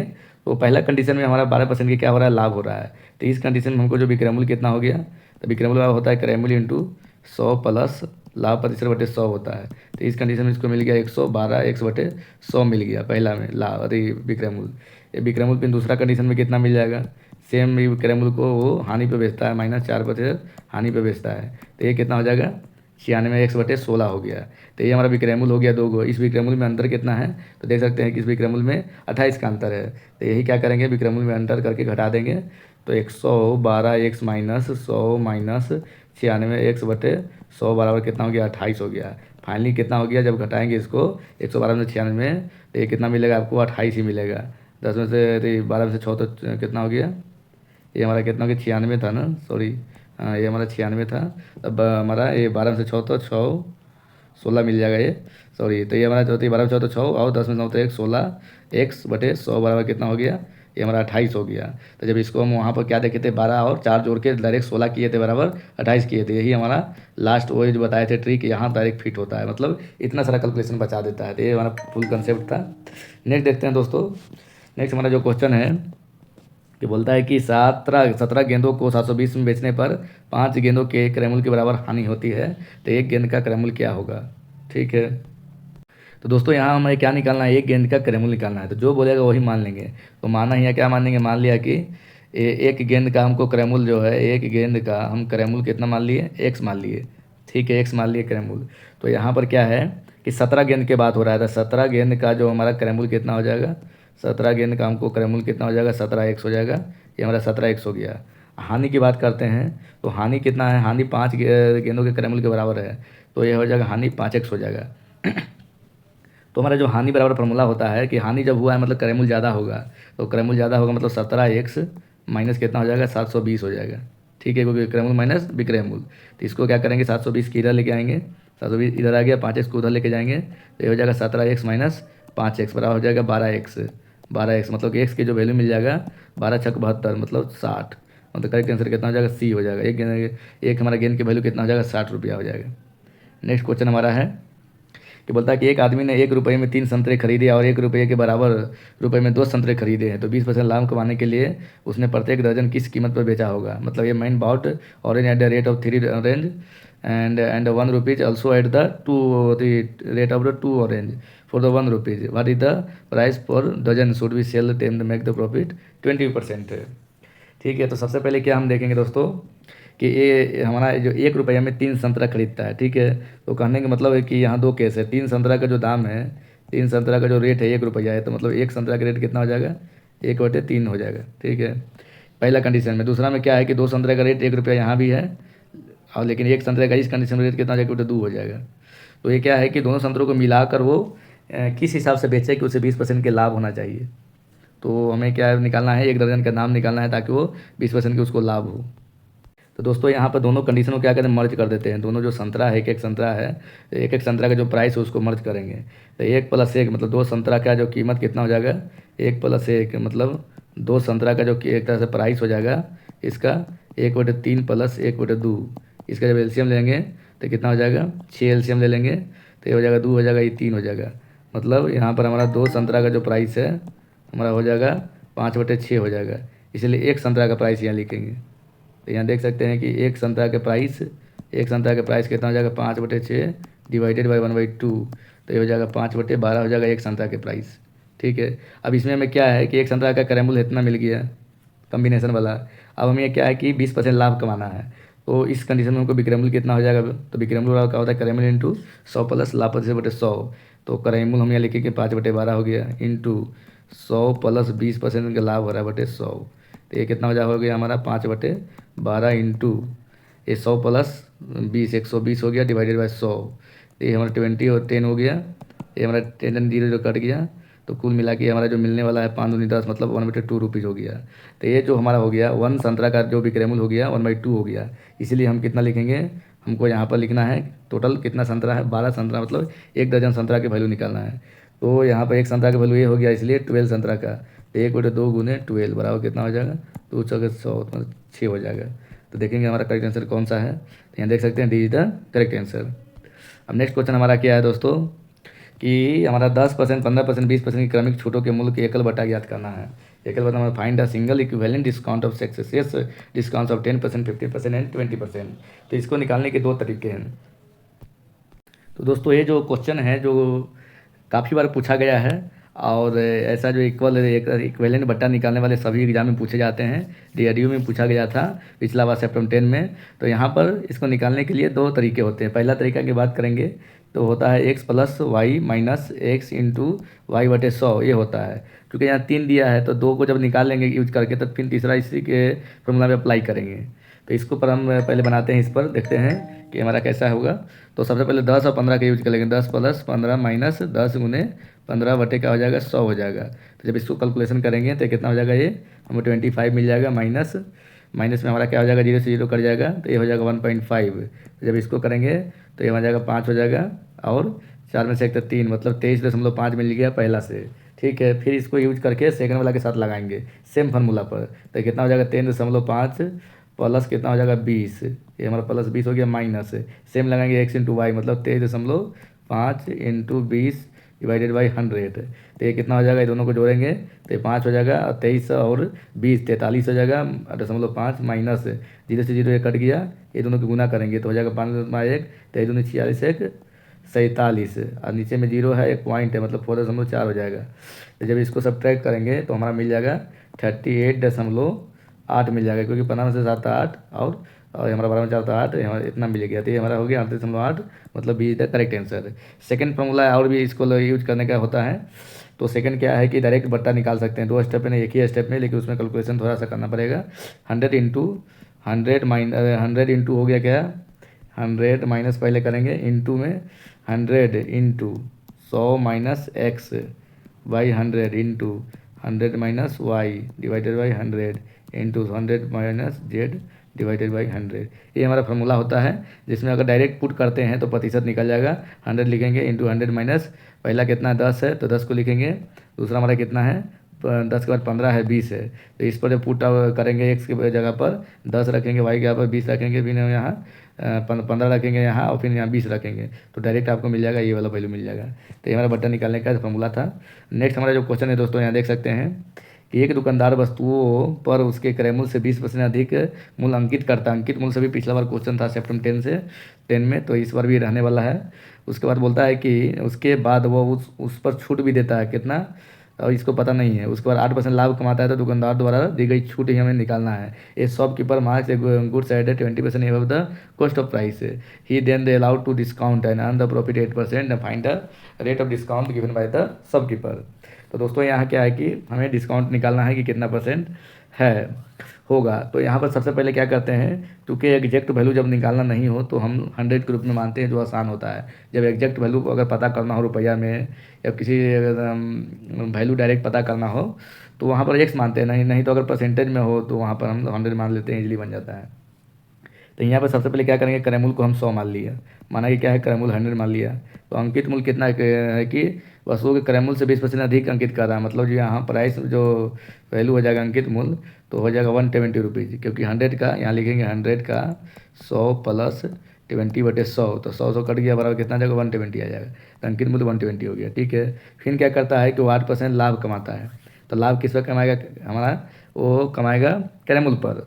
तो यहाँ विक्रय मूल्य लिखते हैं कि विक्रय मूल्य कितना होगा। तो विक्रय मूल्य क्या होता है, क्रय मूल्य इंटू 100 प्लस लाभ प्रतिशत मतलब 8 डिवाइडेड बाई 100। तो ये हो जाएगा 100 कट गया, मतलब 108 इसका विक्रय मूल्य हो गया। तो इसका मतलब छूट कितना हो गया, तो छूट जो इसको मिल रहा है, अंकित किया था 120, बेच रहा है 108 में, मतलब जो इसको लाभ हो रहा है 12 रुपये का लाभ हो रहा है। अब इसको क्या निकालेंगे, हम डिस्काउंट निकालेंगे। तो दोस्तों, जिस तरह लाभ और हानि हमेशा क्रय मूल्य पर परिकलित किया जाता है, उसको बेस बनाया जाता है। जैसे लाभ प्रतिशत निकालना हो तो लाभ बटे क्रय मूल्य गुणित 100 करेंगे, उसी तरह हानि प्रतिशत निकालना हो तो हानि बटे क्रय मूल्य गुणित 100 करेंगे। लेकिन जब छूट का प्रतिशत निकालना हो, यहाँ के छूट तो निकल गया, लेकिन छूट का जब प्रतिशत निकालना हो तो छूट बटे अंकित मूल्य करेंगे, क्योंकि छूट हमेशा अंकित मूल्य पर दिया जाता है। तो छूट कितना हो गया, 12 हो गया, अंकित मूल्य कितना 120 है, और गुने कितना हो गया 100 हो गया। ये हो गया 12, तो हमेशा से 0 करके मतलब 10% का यहाँ से डिस्काउंट मिलने वाला है। तो यहाँ से इधर करेक्ट आंसर हो जाएगा। नेक्स्ट हमारा क्वेश्चन है दोस्तों कि 1470 रुपया की राशि को अनंत और मोहन के बीच में इतना अनुपात में बांटा जाता है, तो मोहन को कितनी राशि प्राप्त होगा। A sum divided into the between Anant and Mohan, ratio इतना दिया हुआ है, तो how amount will Mohan get. तो मोहन का रेशियो सबसे पहले पता करेंगे कौन है, तो सेकंड वाला है, तो उसको ऊपर लिखेंगे। बट चूँकि दो जो राशि दिया हुआ है दोनों के सम दिया हुआ है, मतलब 3 + 4 की वैल्यू दिया हुआ है, और गुने में टोटल जो राशि है कितना है 1470। तो इसको जब कैलकुलेशन करेंगे दोस्तों, 4/7 हो जाएगा, 4 3 60 गुने 14 हो जाएगा और 70 हो जाएगा। तो 7 दूनी 14 हो गया, और 7 का 7 0 210 हो गया। तो 21 चौको कितना हो गया 84, मतलब 840। अब देखेंगे हमारा करेक्ट आंसर कौन सा होने वाला है, तो 840 कौन सा है, D. The D is the correct answer. Next हमारा क्वेश्चन है यहाँ, बोल रहा है कि यदि ए अनुपात बी की वैल्यू इतना दिया है, बी अनुपात सी की वैल्यू इतना दिया है, तो ए और बी अनुपात सी की वैल्यू पता करना है। तो इसका जो निकालने का तरीका है, दो तरीका है। एक पहला तरीका है कि ए अनुपात बी यहाँ लिखेंगे, तो उसके बाद लिखेंगे इस बी अनुपात सी इस क्रम में लिखेंगे, ऐसे करके गुना करते हैं। तो उसी को यहाँ पर इसी पर लिखते हैं। तो ए अनुपात बी कितना है, 2:3 हो गया, और फिर दूसरा क्या हो गया 3.4 हो गया।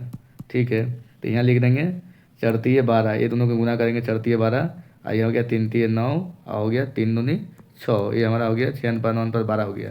तो इसको 3 से कट कर देंगे, तो 3 3 सब में डिवाइड कर देंगे, तो 3×2 = 6, और हो गया 3×3 = 9, अनुपात 3 चौको 12, ये हो गया। ये रेशियो हम हो गया 2:3:4। तो ये हमारा कौन सा आंसर हो गया, 2:3:4, D is the correct answer. तो दोस्तों, इसमें एक और कॉमन बात ये था कि यहाँ देख सकते हैं कि ए अनुपात बी कितना था, ये 2:3 था, बी अनुपात सी कितना था, 3:4 था। तो जब बी की जो वैल्यू है ना, दोनों में सेम मिल जाए, यहाँ बी की वैल्यू 3, यहाँ भी सेम, तो इसका मतलब कि डायरेक्ट इसको लिख सकते थे, ए की वैल्यू 2 हो गया, बी की वैल्यू दोनों में सेम है, तो सेम आ जाएगा, और ये डायरेक्ट रेशियो हो जाएगा। लेकिन जब कंडीशन में क्या होता है कि सेम नहीं देता है, जैसे 2:5 दे देता है या 3:4 देता है, तो उस कंडीशन में आपको ये वाला फार्मूला लगाना है। ये यूनिवर्सल फार्मूला है, ये आपको ऐसे लिख के इसको लास्ट वाला गुना करते हैं, फिर सामने गुना करते हैं, फिर मिरर गुना करते हैं, तब ये हमारा निकल जाता है। ये हमारा हो गया। नेक्स्ट क्वेश्चन देखते हैं हमारा क्या है। नेक्स्ट हमारा है कि 20 और 50 का तृतीय अनुपाती और 9 और 16 के मध्य अनुपाती के बीच का अनुपात ज्ञात कीजिए। Find the ratio between the third proportional और 20 और 50 and the mean proportional of the 9 and 16। ठीक है, तो क्या है कि 4 होता है टोटल, ए अनुपात होता है, बी अनुपात, सी अनुपात, डी होता है, ये टोटल 4 गो होता है। इसी को कहते हैं, ये हमारा प्रथम होता है, सेकंड होता है, थर्ड होता है, फोर्थ होता है, फर्स्ट।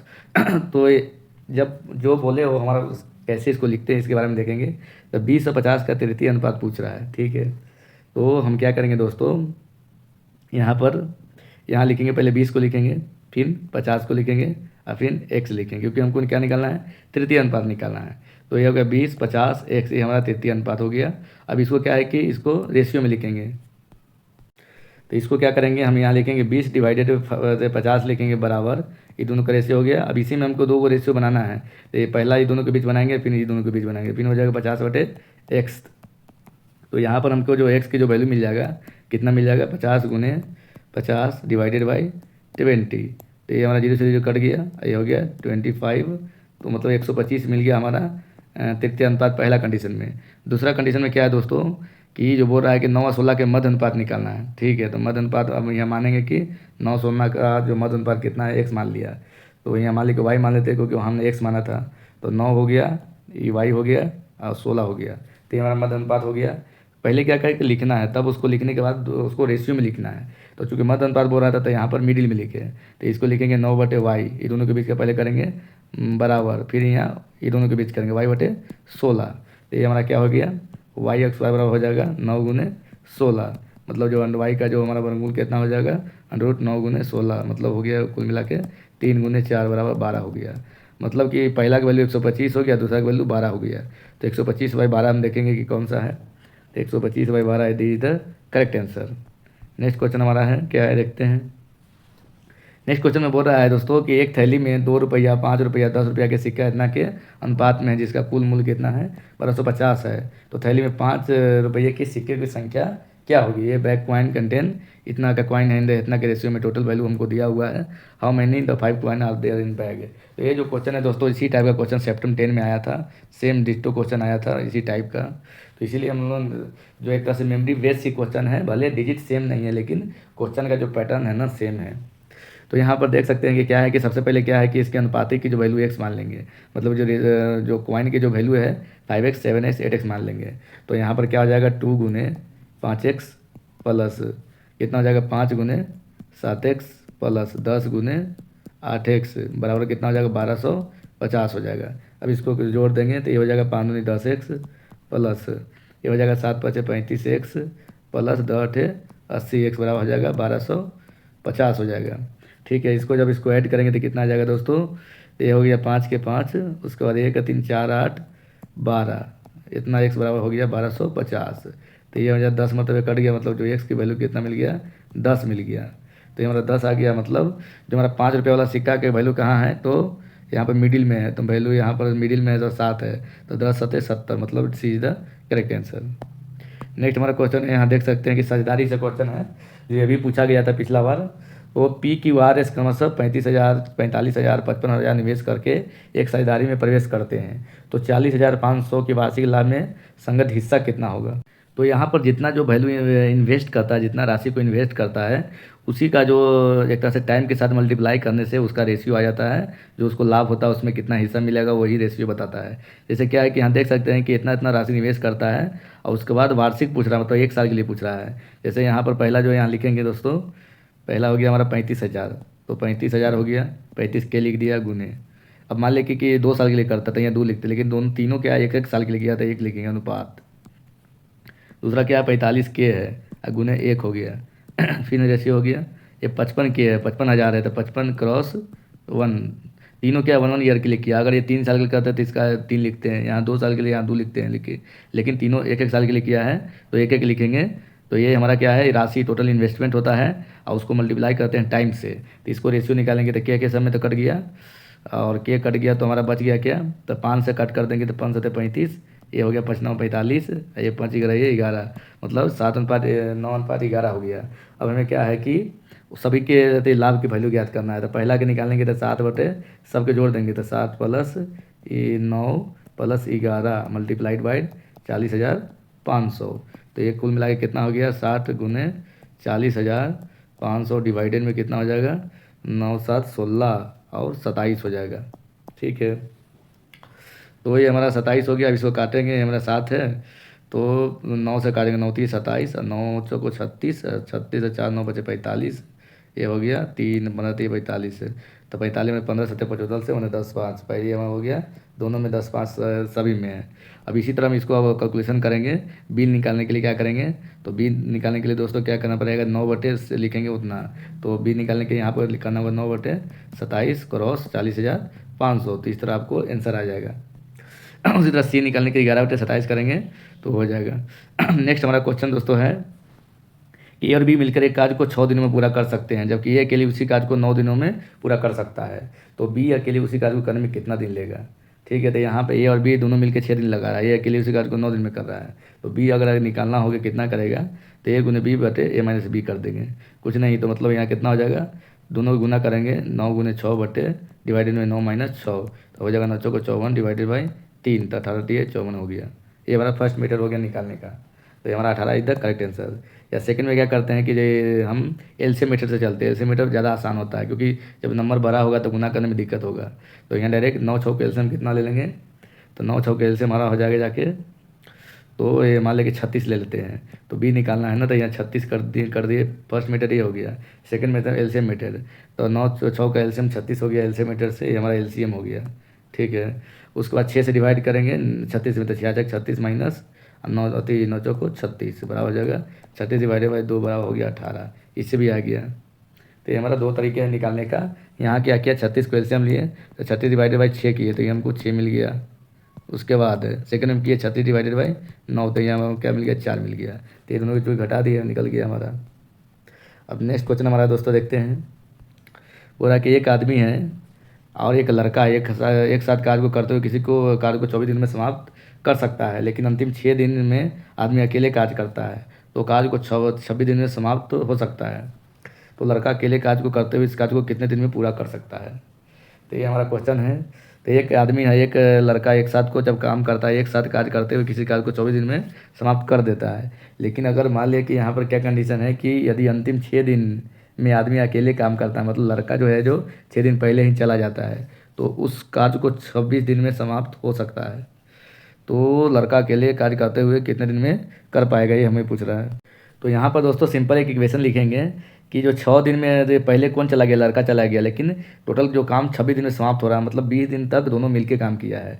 तो जब 20 दिन में दोनों मिलकर काम किया है और टोटल जब दोनों मिलकर काम करता है तो 24 दिन में समाप्त ही कर देता है। तो कितना किया है 20 दिन में दोनों मिलकर काम, तो 20/24 हो जाएगा, प्लस बाकी जो काम जो बचा लड़का छोड़ के चला गया कितना दिन पहले, 6 दिन पहले, तो जो आदमी कर रहा होगा तो 6 टोटल यहाँ लिखते हैं, जो टोटल जो काम करने का होता है एक भाग वाला नीचे लिखते हैं। एक भाग काम करने में दोनों को मिलकर 24 दिन लगता है, तो यहाँ 24 लिखे हैं। उसी तरह यहाँ पर पार्ट वाला काम लिखते हैं कि वो जो काम जो करता है दोनों मिलके 20 दिन में करता है, तो टोटल 24 दिन में करता है कंप्लीट, तो इतना भाग हो गया काम। प्लस चूँकि 6 दिन जो करता है अकेले आदमी करता था, माना कि जो मैन है वो एम दिन लेता है एक काम को कंप्लीट करने में, तो 6/m हो गया बराबर एक भाग काम कंप्लीट हो जाएगा, क्योंकि ये 20/24 भाग दोनों मिलकर काम किया था। तो ये जितना भाग कंप्लीट हुआ प्लस 6 दिन कौन किया, मैन अकेले किया, तो मैन का अकेले बटे 6 दिन वो लिया, बराबर टोटल एक भाग कंप्लीट हो गया। ये हमारा इक्वेशन हो गया। तो इसको कट करेंगे 4×5 = 20, 4×6 = 24, ये हो गया 5/6 प्लस, और ये हो जाएगा 6/m, मैन का अकेले का काम करने का समय बराबर 1 हो गया। इसको जब कैलकुलेशन करेंगे तो 6/m हो गया बराबर 1 माइनस 5/6, तो ये जो मिल जाएगा जाके 6/m इक्वल टू, जब घटाएंगे तो ये हो जाएगा कितना, 1/6 मिल जाएगा। मतलब जो एम जो अकेले है 36 घंटा लगाएगा, 36 दिन लगाएगा काम को करने में एम। तो यहाँ देख सकते हैं कि जो दोनों मिलकर 24 दिन में करता है, एम अकेले कितना दिन में कर रहा है, 36 दिन में कर रहा है, तो लड़का कितना दिन में करेगा ये काम को। तो यहाँ क्या करेंगे 36 × 24/36 माइनस 24 कर देंगे, या दोनों कैल्शियम लेके घटा देंगे। तो यहाँ सिंपल नंबर था तो गुना कर दिए, कोई दिक्कत नहीं है। तो 36 × 24 डिवाइडेड बाय कितना हो गया, 6/2 और 3×2 तो 1 12, 12×2 = 24, 36×2 = 72, मतलब जो लड़का जो लेगा 72 दिन लेगा, मतलब 72। हमारा आंसर क्या हो जाएगा, A is the correct answer. Next question हमारा क्या है, तो दोस्तों यहाँ देख सकते हैं कि बोल रहा है कि पी और की मिलकर एक खेत की फसल को 9 दिन में काट सकता है, क्यू और आर मिलकर इसे 12 दिन में काट सकता है, पी और आर मिलकर इसे 18 दिन में काट सकता है। यदि तीनों मिलकर एक साथ मिलकर कार्य करते हैं तो खेत की फसल काटने में कितना समय लगेगा। ये भी एक तरह से पिछला बार सेप्टेम्बर 10 में पूछा गया था, सेम टाइप का क्वेश्चन आया था। तो क्या है दोस्तों, यहाँ 3 गो है, तो यहाँ पर चूँकि गुना करना थोड़ा मुश्किल होगा, तो सबसे जो ईजीएस्ट होता है एलसीएम मेथड होता है। तो एलसीएम मेथड लगाएंगे, मतलब यहाँ देखिए P A Q plus R plus R plus P, तो यहाँ पी 2 बार आ जाएगा, क्यू 2 बार आएगा और आर भी 2 बार आएगा। तो यहाँ जो एलसीएम लेंगे तो 2 × कर देंगे, चूँकि हमको निकालना है P plus Q plus R निकालना है। तो यहाँ लिखेंगे 2 × एलसीएम वाला डिवाइडेड बाई एलसीएम जो लेंगे उसको पहला से डिवाइड करेंगे 9 से, प्लस फिर जो एलसीएम आएगा उसी को हम डिवाइड करेंगे 12 से, फिर जो एलसीएम आएगा वही जो एलसीएम सेम एलसीएम को 18 से डिवाइड करेंगे। इस तरह इसका कैलकुलेशन करेंगे।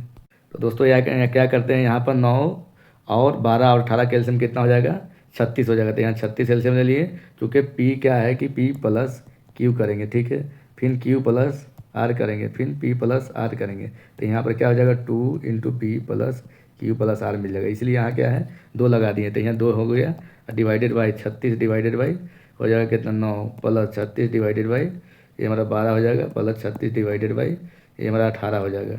ये हमारा तीनों में 36 से डिवाइड करेंगे 36 में, तो जब इसको कैलकुलेशन करेंगे दोस्तों तो हमारा मिल जाएगा 2 गुने 36 डिवाइडेड बाई 9 चौको 36 प्लस 12 तिया 36 प्लस 18 दूनी 36, तो 2 गुने 36 डिवाइडेड बाई 4 3 7 दो 9 9 चौको 36 और 4 दूनी 8, मतलब C is the correct answer.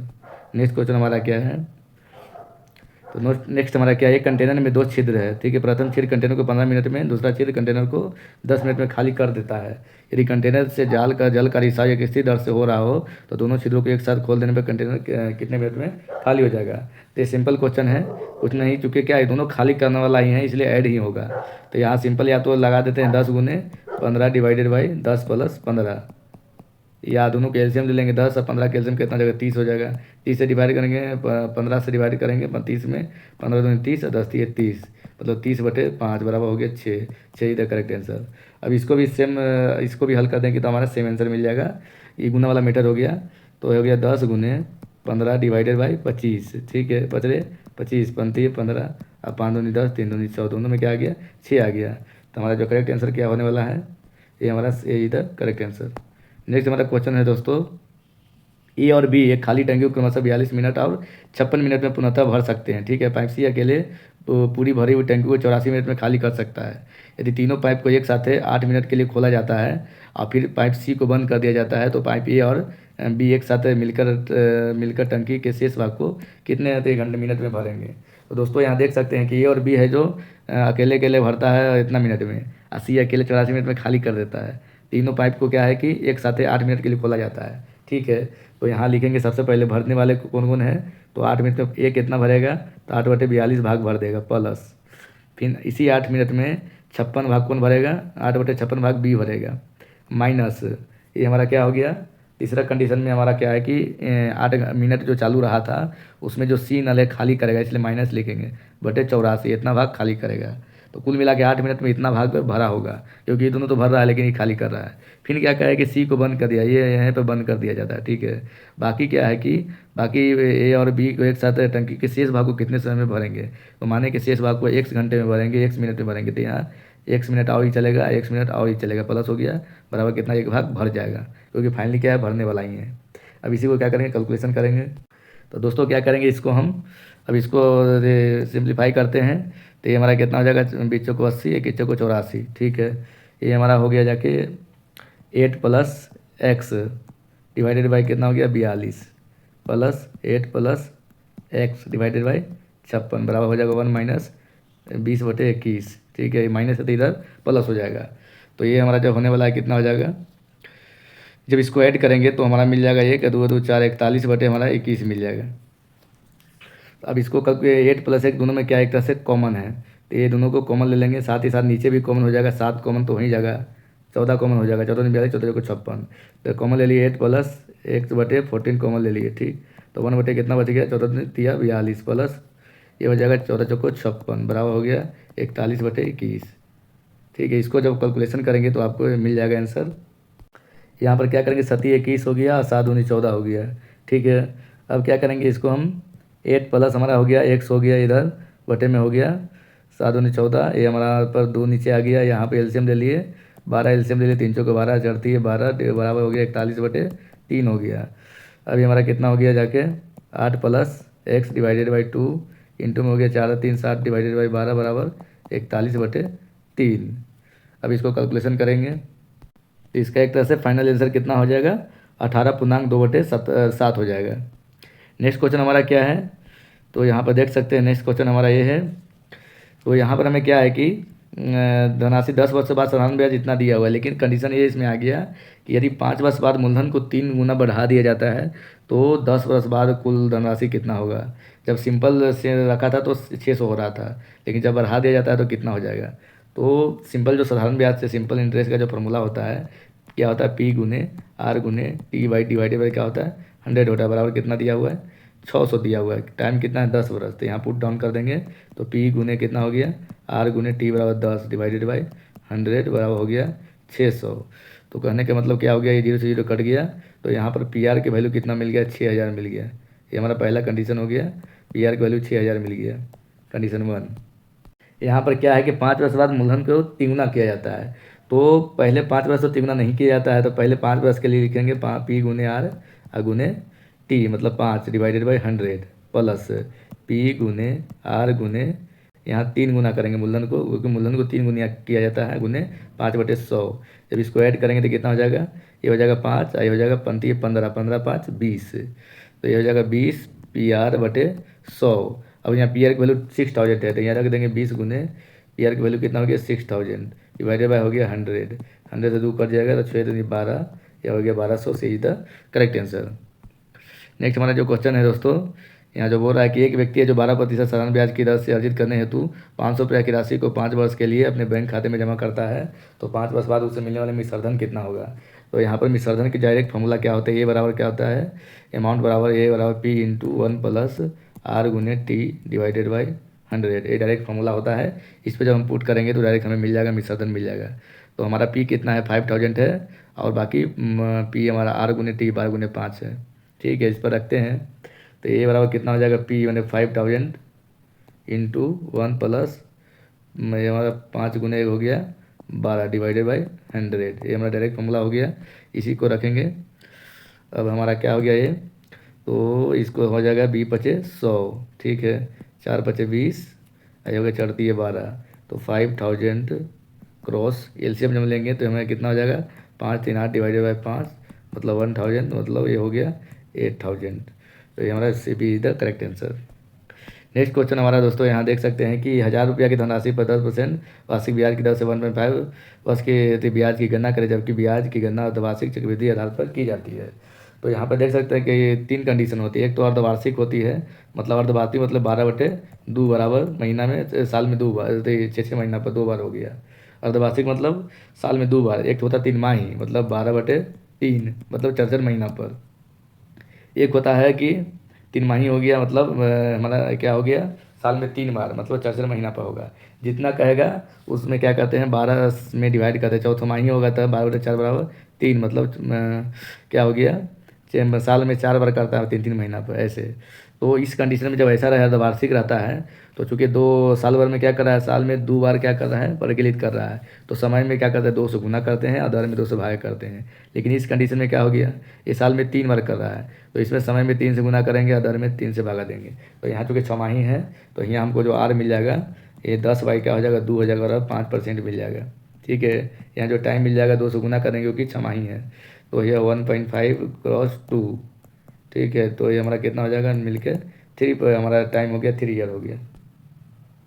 अब दोस्तों हमारा जो चक्रवृद्धि ब्याज में अमाउंट का जो फॉर्मूला क्या होता है, तो होता है पी इंटू 1 प्लस R/100 पर पावर क्या होता है टी होता है। ये वाला फॉर्मूला लगाएंगे हम, तो पी हमारा कितना हो गया, पी हमारा 1000 हो गया, इंटू 1 प्लस आर की वैल्यू कितना है 5 हो गया, डिवाइडेड बाई 100, और इंटू पावर में कितना हो गया टाइम 3 हो गया। तो इसको जब हल करेंगे 1000 इंटू ये हो गया 20/100, मतलब हो गया 21/20, गुने हमारा हो गया 21/20 क्रॉस 21/20। जब इसको कैलकुलेशन करेंगे हम, तो इसको कैलकुलेशन कर लेते हैं। तो दोस्तों यहाँ 0 0 क्या हो गया, हमारा ये कट गया, ये 0 0 3 0 हमारा ये है पूरा कट गया। तो ये हमारा जो ऊपर जो मिलने वाला है फाइनली 1157.625, ये हमारा मिल गया। इसको लिख सकते हैं 115763। तो ये हमारा चक्कर, अब हमारा अमाउंट निकल गया, लेकिन हमें कंपाउंड इंटरेस्ट निकालना है, तो ये माइनस क्या करेंगे पी करेंगे, मतलब ये 1157.63 माइनस 1000, तो ये कितना हो गया हमारा कुल मिल गया जाके 157, ये हमारा हो गया क्या 157.63, 157.63 हो गया। तो ये हमारा देखते हैं कौन सा हमारा करेक्ट आंसर होने वाला है, तो ये हमारा 157, तो 157 हमारा be the correct answer. Next question हमारा क्या है, तो नेक्स्ट हमारा क्या है 5000 राशि पर 10% ब्याज की दर से 3 वर्षों में साधारण ब्याज और चक्रवृद्धि ब्याज के बीच का अंतर ज्ञात करना है। तो दोस्तों यहाँ पर 2 फार्मूला आपको हमेशा याद रखना चाहिए, जो एग्ज़ाम में हमें पूछता ही है, क्योंकि अगर आपको डायरेक्ट चक्रवृद्धि ब्याज साधारण ब्याज का अंतर पूछ रहा है, तो अगर दोनों को कैलकुलेट करेंगे तो काफ़ी टाइम लग जाएगा। लेकिन एग्जाम में क्या है, टाइम को बचाना है। तो difference between the compound interest and simple interest का फॉर्मूला होता है 2 साल के लिए पी इंटू डी बराबर, डी मतलब डिफरेंस हो गया, डी बराबर पी इंटू R/100 पर पावर क्या होता है 2 होता है। ये होता है 2 ईयर्स के लिए, 2 ईयर्स के लिए फॉर्मूला होता है। लेकिन यही डिफरेंस अब 3 ईयर्स के लिए पूछे तो ये वाला तो लिखेंगे ही, डी बराबर पी इंटू R/100 पर पावर 2 तो करेंगे ही, साथ ही साथ इसमें लगाते हैं 300 प्लस आर बटे 100 लगाते हैं। ये हमारा क्या हो गया, ये 3 ईयर्स के लिए हो गया। डायरेक्ट 3 ईयर्स के अगर पूछे तो ये वाला फॉर्मूला लगाते हैं, डी बराबर पी इंटू आर बटे 100 पावर 2 इंटू 300 प्लस आर बटे 100। तो दोस्तों 3 साल के लिए यहाँ जो के पूछ रहा है, देख सकते हैं 3 साल के लिए, तो इस फॉर्मूला पर हम पुट करेंगे। तो डी बराबर लिखेंगे पी मतलब तो हमारा प्रिंसिपल 5000 दिया हुआ है, आर की वैल्यू 10 दिया हुआ है बटे 100, तो पावर 2 हो गया इंटू 300 प्लस आर की वैल्यू कितना है 10 है बटे डिवाइडेड बाई 100। अब इसको कैलकुलेट करेंगे तो ये हो गया 5000 इंटू में हो गया 10 है, ये हमारा 0 0 कट गया, तो ऊपर 1 बटे कितना हो गया 100 हो गया इंटू 310 डिवाइडेड बाई फिर 100 हो गया। तो 2 से 2 कट गया 0, 1 0 से ये कट गया, फिर 1 0 यहाँ कट गया, नीचे तो कुछ नहीं बच रहा है, तो ये जो ऊपर जो बच रहा है 5 अपनती 15 मतलब 155, मतलब D is the correct answer. Next हमारा जो क्वेश्चन है दोस्तों, यहाँ देख सकते हैं कि लीमा के पिता की आयु लीमा की आयु की 4 गुनी है। ठीक है, 4 वर्ष पहले उसके पिता की आयु उसकी तत्कालीन आयु की 6 गुना थी, तो उसके पिता की वर्तमान आयु ज्ञात कीजिए। तो यहाँ दोस्तों क्या है कि सबसे पहले लीमा की आयु हम मान लेते हैं। तो लीमा की आयु कितना मान लेते हैं, लीमा की आयु को हम मान ले कि एक्स मान लिए। ठीक है, तो अभी पिता की आयु कितना हो जाएगा, उसके फादर की आयु कितना हो जाएगा, तो पिता की आयु उनका हो जाएगा 4x हो जाएगा, क्योंकि 4 गुना है। ठीक है, फिर बोला 4 वर्ष पहले पिता की आयु, तो अभी पिता की आयु कितना है 4x है, तो 4x माइनस 4 वर्ष पहले पिता की आयु। तत्कालीन आयु के मतलब उसके पिता की आयु 4 वर्ष पहले पिता की आयु उसके तत्कालीन मतलब करंट प्रेजेंट की आयु का 6 गुना है। तो लीमा के प्रेजेंट की आयु कितना x है, तो x का कितना हो गया 6 गुना, तो 6 इंटू एक्स हो गया। अगर मान लें कि यहाँ तत्कालीन वर्ड नहीं यूज करता तो इसमें भी x में भी 4 को हम घटाते हैं तब 6 गुना करते हैं, लेकिन पूरा है कि तत्कालीन आयु का 6 गुना है। तो यहाँ पर क्या करेंगे, इसको कैलकुलेशन करेंगे, तो ये हमारा क्या हो गया। तो दोस्तों यहाँ देखते हैं कि ये अगर ऐसे लिखते हैं तो ये समीकरण इनवैलिड हो जाएगा। इसका मतलब ये हुआ दोस्तों कि ये जो बोल रहा है तत्कालीन का मतलब वही बोल रहा है कि उसी समय की एक तरह से बात कर रहा है, मतलब 4 वर्ष पहले की ही बात कर रहा है। तो इसका मतलब ये हुआ कि 4x माइनस 4 तो करेंगे ही, साथ ही साथ जो उस समय जो आयु था कितना था x था वर्तमान में, तो तत्कालीन मतलब 4 वर्ष पहले ही बोल रहा है, तो x माइनस 4 ही करेंगे। तत्कालीन मतलब कि उसी समय की बात कर रहा है, तो इसलिए यहाँ घटाएंगे तभी एक तरह से वैलिड होने वाला है। तो इसको हो जाएगा 4x माइनस 4 हो जाएगा बराबर 6x माइनस 6 को 24 हो जाएगा। जब इसको करेंगे कैलकुलेशन तो हमें मिल जाएगा 4x में से 6x, तो यहाँ ले जाएंगे -4 प्लस इधर 24 हो जाएगा बराबर हो जाएगा 6x माइनस 4x, ये हो जाएगा 2x। तो ये जो हमें मिल जाएगा जाके इधर जो हमको मिलने वाला है प्लस 20 मिल जाएगा बराबर 2x। इसका मतलब कि ये जो x की वैल्यू मिल जाएगा 10 मिल जाएगा, मतलब पिता की आयु कितना होगा 4x मतलब 4 गुने 10 बराबर 40 साल। तो उनका जो पिताजी की आयु कितना हो गया 40 साल, मतलब D is the correct answer, यहाँ हो जाएगा डी हमारा आंसर हो जाएगा। नेक्स्ट क्वेश्चन हम देखते हैं। अब बोल रहा है यहाँ पर दोस्तों 11 के प्रथम 12 गुंजों का औसत क्या होगा। तो यहाँ पर ये कंसेप्ट है कि अगर दो संख्याओं के बीच में अगर सेम एक तरह से कॉमन डिफरेंस रहे तो उसका जो औसत लेते हैं दोस्तों फर्स्ट और लास्ट के बस 2 से डिवाइड कर देते हैं, वो औसत हो जाता है। जैसे मान लिया कि 2 है, 4 है, ठीक है, 6 है, 8 है, इसका औसत निकालना है। तो इसका औसत निकालने के 2 तरीका है, एक तो है कि सबको जोड़ेंगे 4 से डिवाइड करेंगे, 4 2 6 और 6 6 12 12 8 20 20 बटे क्या करेंगे 4 करेंगे बराबर हो जाएगा 5 मिलेगा। दूसरा तरीका है कि दोनों का अंतर सेम है, 2 है 2 है 2 है, तो शुरू और लास्ट को उठाएंगे, मतलब 2 को प्लस 8 बटे डिवाइड करेंगे 2 से, क्योंकि 2 नंबर लिया है, तो 10 डिवाइडेड बाई 2 बराबर कितना हो गया 5 हो गया। तो सेम तरीका दोनों में आंसर सेम आ रहा है, लेकिन कैलकुलेट करने का तरीका अलग अलग है। तो इसी कंसेप्ट का यूज करेंगे, जब सेम अंतर हो तो यहाँ पर शुरू नंबर और लास्ट नंबर को लेकर 2 से डिवाइड करते हैं। तो यहाँ 11 के प्रथम 12 गुना लिखना मतलब 11 होगा, 11 में 22 होगा, 33 होगा, उसी तरह 44 होगा, इसी तरह करते करते करते कितना होगा, लास्ट जो नंबर आएगा 11 गुने 12, 12वां गुना बोल रहा है ना, तो 11 गुने 12 होगा। तो यहाँ पर हम क्या करेंगे, सबको जोड़ के उतना से डिवाइड करेंगे तो काफ़ी टाइम लग जाएगा, लेकिन हमें अभी जो हमने बताया बेसिक कंसेप्ट उसका यूज करेंगे। तो शुरू नंबर और लास्ट नंबर को लेके 2 से डिवाइड करेंगे, तो ये हो जाएगा 11 प्लस 11 गुने 12 डिवाइडेड बाई 2, तो कितना हो जाएगा 11 कॉमन ले लिया तो 1 प्लस 12 हो गया डिवाइडेड बाई 2, मतलब हो गया 11 गुने 13 डिवाइडेड बाई कितना हो गया 2। तो जब इसको आप कैलकुलेशन करेंगे तो 11 में करेंगे तो 5.5 मिल गया, गुने हो गया 13, तो मतलब हो गया 13 पचे 65 के 5 हाथ में है 6 और 13 पचे 65 और 6 71, मतलब 71.5 see the correct answer. Next हमारा क्वेश्चन है दोस्तों, ये जो क्वेश्चन से होता जो सेप्टेम्बर 10 में पूछा गया था, सेम इसी टाइप का क्वेश्चन था। तो इसको आप एक तरह से देख सकते हैं कि कैसा क्वेश्चन था। निधि एक स्थान से चलकर जाने और साइकिल से वापस आने उसी स्थान पर आने में उसे इतना घंटा लगता है। ठीक है, उसे चलकर आने जाने में इतना मिनट का समय लग रहा है, तो उसे साइकिल से आने जाने में कितना समय लगेगा। तो इस तरह के क्वेश्चन तो उसको आते हैं। ये जो सारे जो हम क्वेश्चन बता रहे हैं एक तरह से सेप्टेम 10 बेस्ट क्वेश्चन है, मतलब DRDO इसी टाइप का क्वेश्चन पूछती है।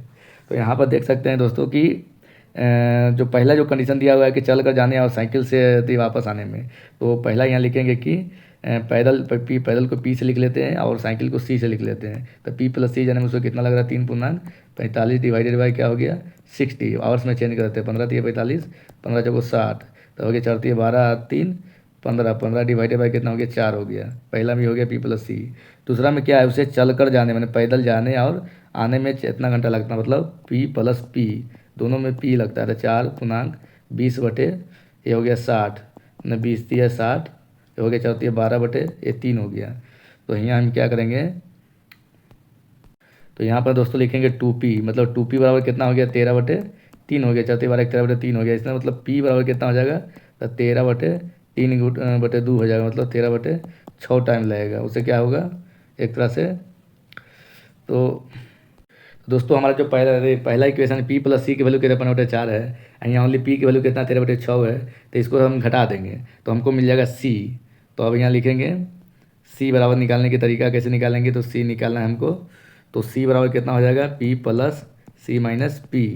तो हमको P + C की जो वैल्यू यहाँ पर शुरू में देखे थे 15/4 है, तो यहाँ क्या करेंगे 15/4 को लिखेंगे 15/4 - 13/6, दोनों को एलसीएम ले लेंगे।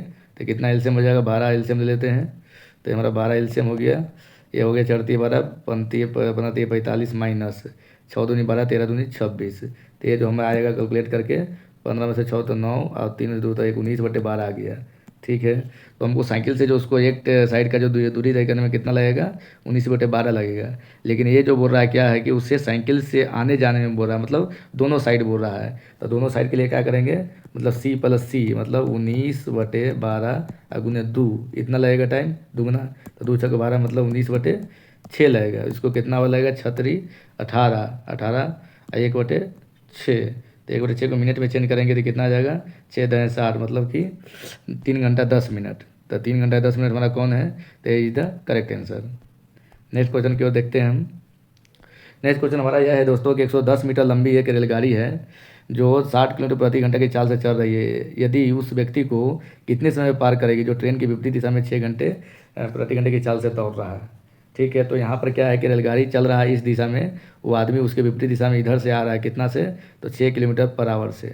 तो यहाँ पर क्या होगा रिलेटिव वेलोसिटी जो हो जाएगी एक तरह से ऐड हो जाएगा, तो 60 + कितना हो जाएगा 6 हो जाएगा, मतलब 66 हो जाएगा।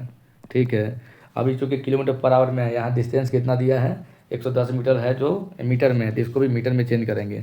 तो किलोमीटर/आवर को मीटर में चेंज करने के लिए 5/18 से गुना करते हैं। लेकिन जब मीटर/आवर सेकंड है, तो अगर उसको किलोमीटर/आवर में चेंज करना हो तो 18/5 से गुना करते हैं। तो हमें मीटर/सेकंड में चेंज करना है, तो यहाँ 5/18 से गुना करेंगे।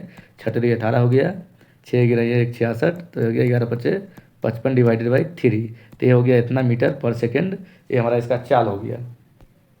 तो दोस्तों जो रेलगाड़ी है, तो रेलगाड़ी अगर मान लें कि इधर जा रहा है, तो एक लड़का अगर मान लें कि इधर आया तो पार करेगा, तो ये लड़का का कोई डिस्टेंस नहीं होगा, बस ये अपने लेंथ को पार करेगा। तो जो पार करने में जो समय लगने वाला है, बस उसके लेंथ को जो पार करने में जो समय लगेगा वही समय लगेगा। तो यहाँ हमको समय निकालना है। तो यहाँ टाइम बराबर क्या फार्मूला होता है, टाइम बराबर होता है डिस्टेंस D/V होता है। तो डिस्टेंस कितना हो गया 110 मीटर डिवाइडेड बाई V हो गया 55/3, तो 3 ऊपर चला जाएगा, तो ये हो गया 11 था, 11/55। ठीक है, 5 दूनी 10, तो हो गया 3 दूनी 6, मतलब 6 सेकंड से भी is the correct answer. Next हमारा क्वेश्चन है कि सुरेश एक लग्जरी नाव से 4 घंटे 15 मिनट में नदी की धारा की दिशा में 34 किलोमीटर की दूरी तय करता है और 3 घंटे 10 मिनट में धारा की विपरीत दिशा में 19 किलोमीटर की दूरी तय करता है। तो वर्तमान में नदी का प्रवाह क्या है, नदी का प्रवाह निकालना, मतलब हमको धारा के प्रवाह निकालना है। तो दोस्तों यहाँ पर देख सकते हैं कि 44 किलोमीटर चलने में कितना टाइम ले रहा है, इतना ले रहा है धारा के दिशा में। तो जब धारा के दिशा में जाएंगे, मतलब यहाँ पर U + B, U मान ले कि हमारा नाव की चाल है, B हमारा धारा की चाल है, या सिंपली क्या करेंगे x y मान लेते हैं। तो यहाँ पर x + कितना हो गया y, क्योंकि धारा की दिशा में है, तो x + y बराबर हमारा हो गया कितना, तो हमारा चाल बराबर होता है दूरी बटे समय। तो दूरी कितना 34 है, तो 34 लिख दिए डिवाइडेड बाई 4 पूर्णांक 15/60, घंटा में लिखेंगे इसको, तो ये हो गया 34/15। 15 चौको 60 हो गया, तो 4 चौको 16, 1 17, ऊपर में हो गया 4, तो ये हो जाएगा 17 दूनी 34 और 4 दूनी 8। इसको x प्लस वाई बराबर 8 मिल गया। दूसरा कंडीशन दोस्तों ये है कि वो 3 आवर्स 10 मिनट में वो जाता है कितना 19 किलोमीटर धारा के विपरीत दिशा में अपर स्ट्रीम जाता है। तो यहाँ क्या हो जाएगा x माइनस वाई हो जाएगा। तो कितना जाता है 19 किलोमीटर बटे डिवाइडेड बाई 3 पूर्णांक ये 10 बटे 60 आवर्स में चेंज करेंगे तो 10 चक 60 हो गया। तो ये हो जाएगा जाके 19 बटे 36 का 18 है 19, अब गुने में 6 चला जाएगा तो ये 19 कट गया, मतलब x की जो वैल्यू हो गया 6 हो गया। x प्लस वाई बराबर कितना हो गया 8 हो गया। तो हमको क्या निकालना है y निकालना है। तो y निकालना है तो यहाँ पर क्या करेंगे सब्ट्रैक्ट कर देंगे, यहाँ माइनस हो गया माइनस हो गया माइनस हो गया, तो ये हमारा कट गया। ये -2y बराबर कितना हो गया -2 हो गया। मतलब जो हमें y की जो वैल्यू मिलने वाला है दोस्तों, तो y की जो वैल्यू हो गया y कट गया 1 मिल जाएगा, मतलब 1 किलोमीटर पर आवर से जाएगा, मतलब C is the correct answer. Next हमारा जो क्वेश्चन है यहाँ पर देख सकते हैं कि 3 अंकों की कितनी संख्याएं हैं जो 8 से विभाजित होती है। इस टाइप के भी क्वेश्चन आए थे। तो 3 अंकों की संख्या जो स्टार्ट होती है दोस्तों 100 से स्टार्ट होती है, लास्ट जो होती है 19,999 पर होती है। ठीक है, तो सबसे पहले है कि पहला संख्या हमको पता करना होगा जो 8 से डिवाइड होती है। तो 8 से डिवाइड 100 नहीं होती है, तो 100 के बाद कौन संख्या है जो 8 से डिवाइड होगी। तो इसको पता लगाने के लिए क्या करेंगे 8 से डिवाइड करेंगे 100 में, तो कितना हो जाएगा 8 का 8 हो गया, ये हमको 2 मिल गया 0 मिल गया। ठीक है, तो हमें क्या है कि 8 दूनी 16, अगर हमें 3 मतलब है तो ये कट जाएगा, तो ये 24, मतलब यहाँ 4 रहना चाहिए था। तो 4 जब रहता तो 2 आ गया, यहाँ पर 4 आ जाता तो कट जाता। तो इसका मतलब कि पहला जो संख्या 104 हो जाएगा, ये हमारा जो 8 से डिवाइड होने वाला है। अब 99 में डिवाइड करते हैं 8 से, तो 8 से डिवाइड करेंगे 99 में।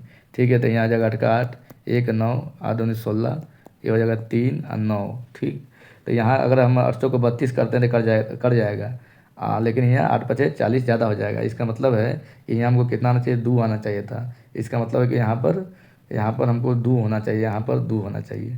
तो ये हमको फर्स्ट संख्या और लास्ट संख्या यहाँ पर मिल गया कि जो 8 से डिवाइड होने वाली जो प्रथम जो संख्या होगी, पहला क्या हो जाएगा 104 हो जाएगा और फिर 992 हो जाएगा। तो 104 लिख दिए और 992 लिख दिए। तो ये क्या है 8 से डिवाइडेड है। जो अगली संख्या होगी जो 112 हो जाएगी, 8 के ऐड होते जाएगा। तो यहाँ पर समांतर श्रेणी का यूज करके हम पता करेंगे कि इतनी संख्या है जो इतना और इतना के बीच में डिवाइड है। ठीक, तो यहाँ जो फॉर्मूला होता है टी एन बराबर क्या होता है ये प्लस n माइनस 1 इंटू क्या होता है डी होता है। ठीक है, ये हमारा क्या होता है फॉर्मूला होता है। तो टी एन जो हमारा वैल्यू कितना हो गया 992 हो गया, बराबर ए की वैल्यू कितना हो गया 104 हो गया, प्लस एन की वैल्यू हमको पता नहीं माइनस इंटू डी, डी हमेशा कितना होगा 8 होगा, कॉमन डिफरेंस। अब इसको सब्ट्रैक्ट करेंगे तो 12 में 4 था 8, 8 के 8 हो गया, ये हमारा नाम से 1 था 8 हो गया। ठीक है, ये हमारा क्या 12 में से 4 था 8 हो गया और 9, ये हमारा ये भी 8 हो गया, 8 8 8 हो गया, 888 हो गया, बराबर n माइनस 1, इधर में 8 हो गया। अब नेक्स्ट यहाँ देखते हैं हम। तो दोस्तों यहाँ का है कि ये हमारा 8 से कट जाएगा 111, 111 हो गया, बराबर हो गया n माइनस 1 हो गया, मतलब n की जो हमको यहाँ वैल्यू मिल जाएगा 111 प्लस 1 बराबर 112 मिल जाएगा। तो हमारा जो करेक्ट आंसर हो जाएगा D is the correct answer हो जाएगा, डी हमारा हो जाएगा करेक्ट आंसर। नेक्स्ट क्वेश्चन की ओर चलते हैं हम।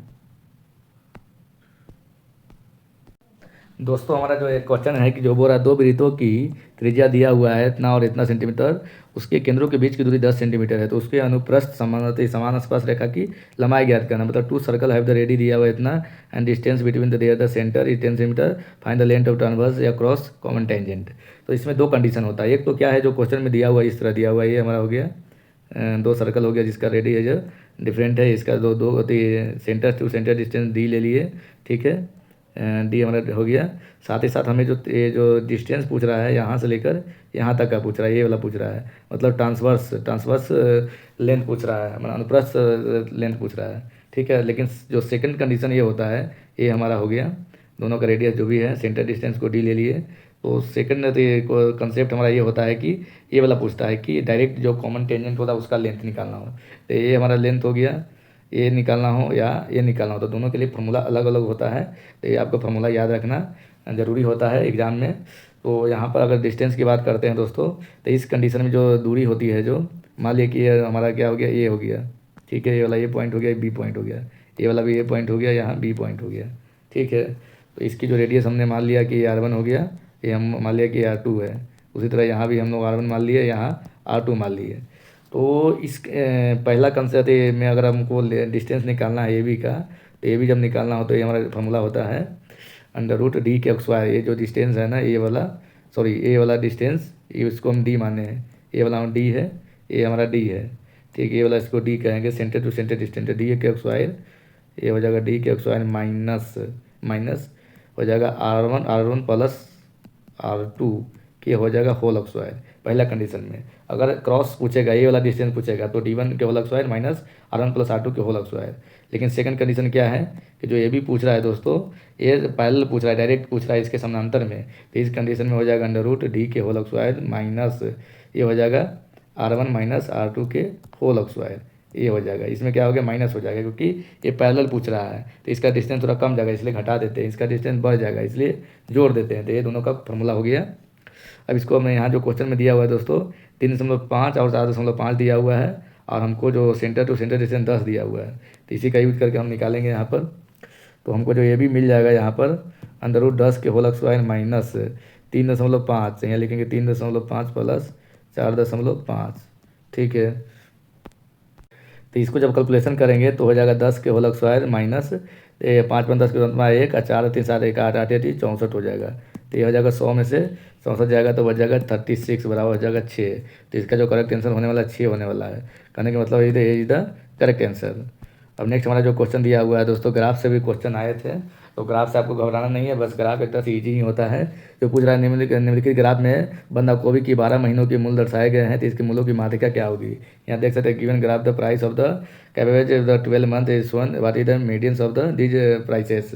तो यहाँ पर देख सकते हैं कि जो दिया हुआ है जो वैल्यू 40 है, 30 है, 40 है, ये सारे जो वैल्यू दिया हुआ है, तो जब मीडियन को पता करना हो ना, तो जो वैल्यू दिया रहता है उसको हम लोग असेंडिंग या डिसेंडिंग ऑर्डर में सजाते हैं। तो सबसे पहले जो दिया हुआ है उसको हम असेंडिंग ऑर्डर में सजाएंगे। तो यहाँ पर देख सकते हैं कि सबसे पहले जो लो वैल्यू क्या है उसको देखेंगे। तो यहाँ पर लो वैल्यू यहाँ 30 है, तो यहाँ पर देख लेते हैं हम। सबसे पहले 30 से स्टार्ट करेंगे, 30 हो गया, फिर क्या हो गया 40 हो गया, फिर एक और 40 है, ठीक, फिर हमारा क्या है 50 है, फिर यहाँ एक और 40 है, तो एक और 40 लिख देते हैं। फिर 50 कितना है टोटल 350 है, तो यहाँ पर 53 लिख देते हैं, 1 2, फिर क्या हो गया 350 लिख दिए, सही है। उसके बाद 80 कितना है, 80 हमारा 4 80 है, तो 80 80 80 80, ठीक है। टोटल काउंट करेंगे कितना है 1 2 3 4 5 6 7 8 9 10 11, तो यहाँ कितना है 1 2 3 4 5 6 7 8 9 10 11, टोटल 11 है। तो टोटल 11 है, तो यहाँ पर क्या करेंगे, तो यहाँ माध्यिका निकालना हो तो हम लोग दो फार्मूला होता है। एक तो होता है कि अगर हमारा संख्या क्या आ जाए ओड आ जाए या एक इवेन आ जाए, तो यहाँ पर क्या 11 है, तो माध्यिका के जो स्थान है पोजीशन की बात करते हैं कि कौन सा स्थान होगा, तो n1 + 1/2 स्थान होगा। तो यहाँ n का वैल्यू कितना आया 11 आया, तो 11 + 1/2 बराबर हो गया 12/2 बराबर हो गया छठा, मतलब 7th पोजीशन थी, 6th पोजीशन पर जो होगा वो हमारा आंसर हो जाएगा। तो यहाँ पे देख सकते हैं कि 1 2 3 4 5 6 50 हमारा छठा पोजीशन पे है, तो इसका जो करेक्ट आंसर एक तरह से होने वाला है सी हो जाएगा, सी इज द करेक्ट आंसर। लेकिन बात है कि अगर मान लिया कि यहाँ पर 11 ना आके 12 आता, तो 12 आता तो क्या करते हैं, तो जब 12 आता तो यहाँ दोस्तों क्या करते हैं हम, तो यहाँ पर हम लोग जो पोजीशन की बात करते हैं कि माध्यिका के कौन से पोजीशन होता है, तो उसके लिए क्या करते हैं हम लोग कि यहाँ चूँकि बीच सम आ गया था, डायरेक्ट लिखते हैं n/2 प्लस n/2 वा पद, इसका पद n/2 पद प्लस n/2 + 1वां पद का डिवाइडेड बाई 2 करते हैं। मतलब अगर 12 आ जाता तो कर लिखते, तो छठा पद कर लेते प्लस छठा प्लस 7वां पद को लेते और दोनों को 2 से डिवाइड कर देते, तो ये हमारा हो जाता माध्यिका हो जाता। जैसे यहाँ पर छठा पद कितना आया 50 आया, तो 50 लेते, फिर से 50 लेते, 50 + 50 डिवाइड बाई 2 करते, तो वो भी 50 ही आता है। तो ये हमारा बीच सम आने पर कंसेप्ट है। नेक्स्ट हमारा क्वेश्चन यहाँ देख सकते हैं कि यदि माध्य कितना है 25 है, यहाँ दिया हुआ है कि माध्य की वैल्यू 25 है और मानक विचलन 5 दिया हुआ है, तो विचलन गुणांक कितना होगा, कोएफिशिएंट ऑफ वेरिएशन कितना होगा। तो अगर सिंपल इस तरह कोएफिशिएंट ऑफ वेरिएशन निकालना हो तो हमारा क्या करते हैं, मानक विचलन को ऊपर लिखते हैं, तो मानक विचलन कोएफिशिएंट ऑफ वेरिएशन मतलब सी भी निकालना हो, तो मानक विचलन हमारा 5 आ गया डिवाइडेड बाई 25 और क्रॉस में क्या है 100 करते हैं, तो ये हमारा जो मिल जाएगा एक तरह से इसका परसेंटेज होता है, तो 25 हो गया, ये हो गया 20/100, मतलब ये हो गया बी सीधा सी भी हो गया कोएफिशिएंट ऑफ वेरिएशन, तो ये सी हमारा क्या हो गया करेक्ट आंसर, तो सी हमारा ये करेक्ट आंसर हो जाएगा। नेक्स्ट हमारा क्वेश्चन दोस्तों है कि जो बोल रहा है कि 52 ताश के पत्ते के एक पैक से 2 पत्ते निकाले जाते हैं, यदि उसमें से 2 पत्तों में से एक काला एक लाल और एक काला होने की क्या प्रक्रिया है। पिछला बार सेप्टम 10 में दोस्तों हमारा प्रैक्टा से भी प्रोबेबिलिटी से भी क्वेश्चन आया था, इसलिए हमने इसको भी रखा हूँ। पर from a pack 52 playing cards 2 cards are drawn, find the probability of that card is red and other is the black होने की क्या प्रैक्टा है। तो सबसे पहले आपको कार्ड के बारे में पता होना चाहिए दोस्तों कि कार्ड का जो टाइप्स होता है ना, कार्ड में एक तरह से 2 टाइप का कलर होता है। तो ये तो रेड हो गया, 26 रेड होता है, ठीक है, और 26 क्या होता है, ब्लैक होता है, ठीक। ये जो 26 रेड होता है 2 भाग में बटा होता है। एक तो क्या होता है, हिंदी में पान कहा जाता है और ईंट कहा जाता है, जिसे हर्ट कहा जाता है एंड डायमंड कहा जाता है। साथ ही साथ जो 26 ब्लैक होता है उसमें 2 होता है, एक हुकुम होता है और चिरी होता है, जो स्पेड्स एंड क्लब्स होता है। तो एक तरह से 4 टाइप्स होता है। ये 13 इसका वैल्यू होता है, 13 ये होता है, 13 ये भी होता है, 13 ये भी होता है, 13 13 13 13 26 2 भाग में डिवाइड होता है, रेड डिवाइड बाई इंटू 2 और ब्लैक डिवाइड इंटू 2। तो ये एक तरह से टास्क का एक तरह से हमारा डिटेल्स हो गया। अब हमारा जो क्वेश्चन दिया गया है कि प्रोबेबिलिटी निकालना है, तो हमको प्रोबेबिलिटी जब निकालना है तो सबसे पहले जो हमारा इवेंट हो रहा है उसका करेंगे। तो चूँकि क्या है कि एक लाल निकाला है, एक काला निकाला है, तो हमारा टोटल रेट कितना है, 26 है। तो 26C1 इंटू और के लिए क्या करते हैं, मल्टीप्लाई करते हैं। तो यहाँ मल्टीप्लाई किए, फिर 26 हमारा क्या है, रेट है, तो 26 में से एक और निकाल लेंगे, डिवाइडेड बाई टोटल कितना 52 में से C2 ये हमारा 2 निकलेगा। ये हमारा कम्बिनेशन वाला हो गया। अब दोस्तों हमारा क्या है कि हमारा जो कम्बिनेशन का जो बेसिक फार्मूला होती है, अगर NPR लिखा हुआ है, सॉरी NCR यहाँ पर लगाएंगे, तो यहाँ पर NCR की क्या फार्मूला होती है, तो यहाँ NCR, तो इसका जो होता है n factorial divided by r factorial divided by n minus r factorial होती है। तो इसी का यूज़ करके हम अभी करने वाले हैं कैलकुलेशन इसका।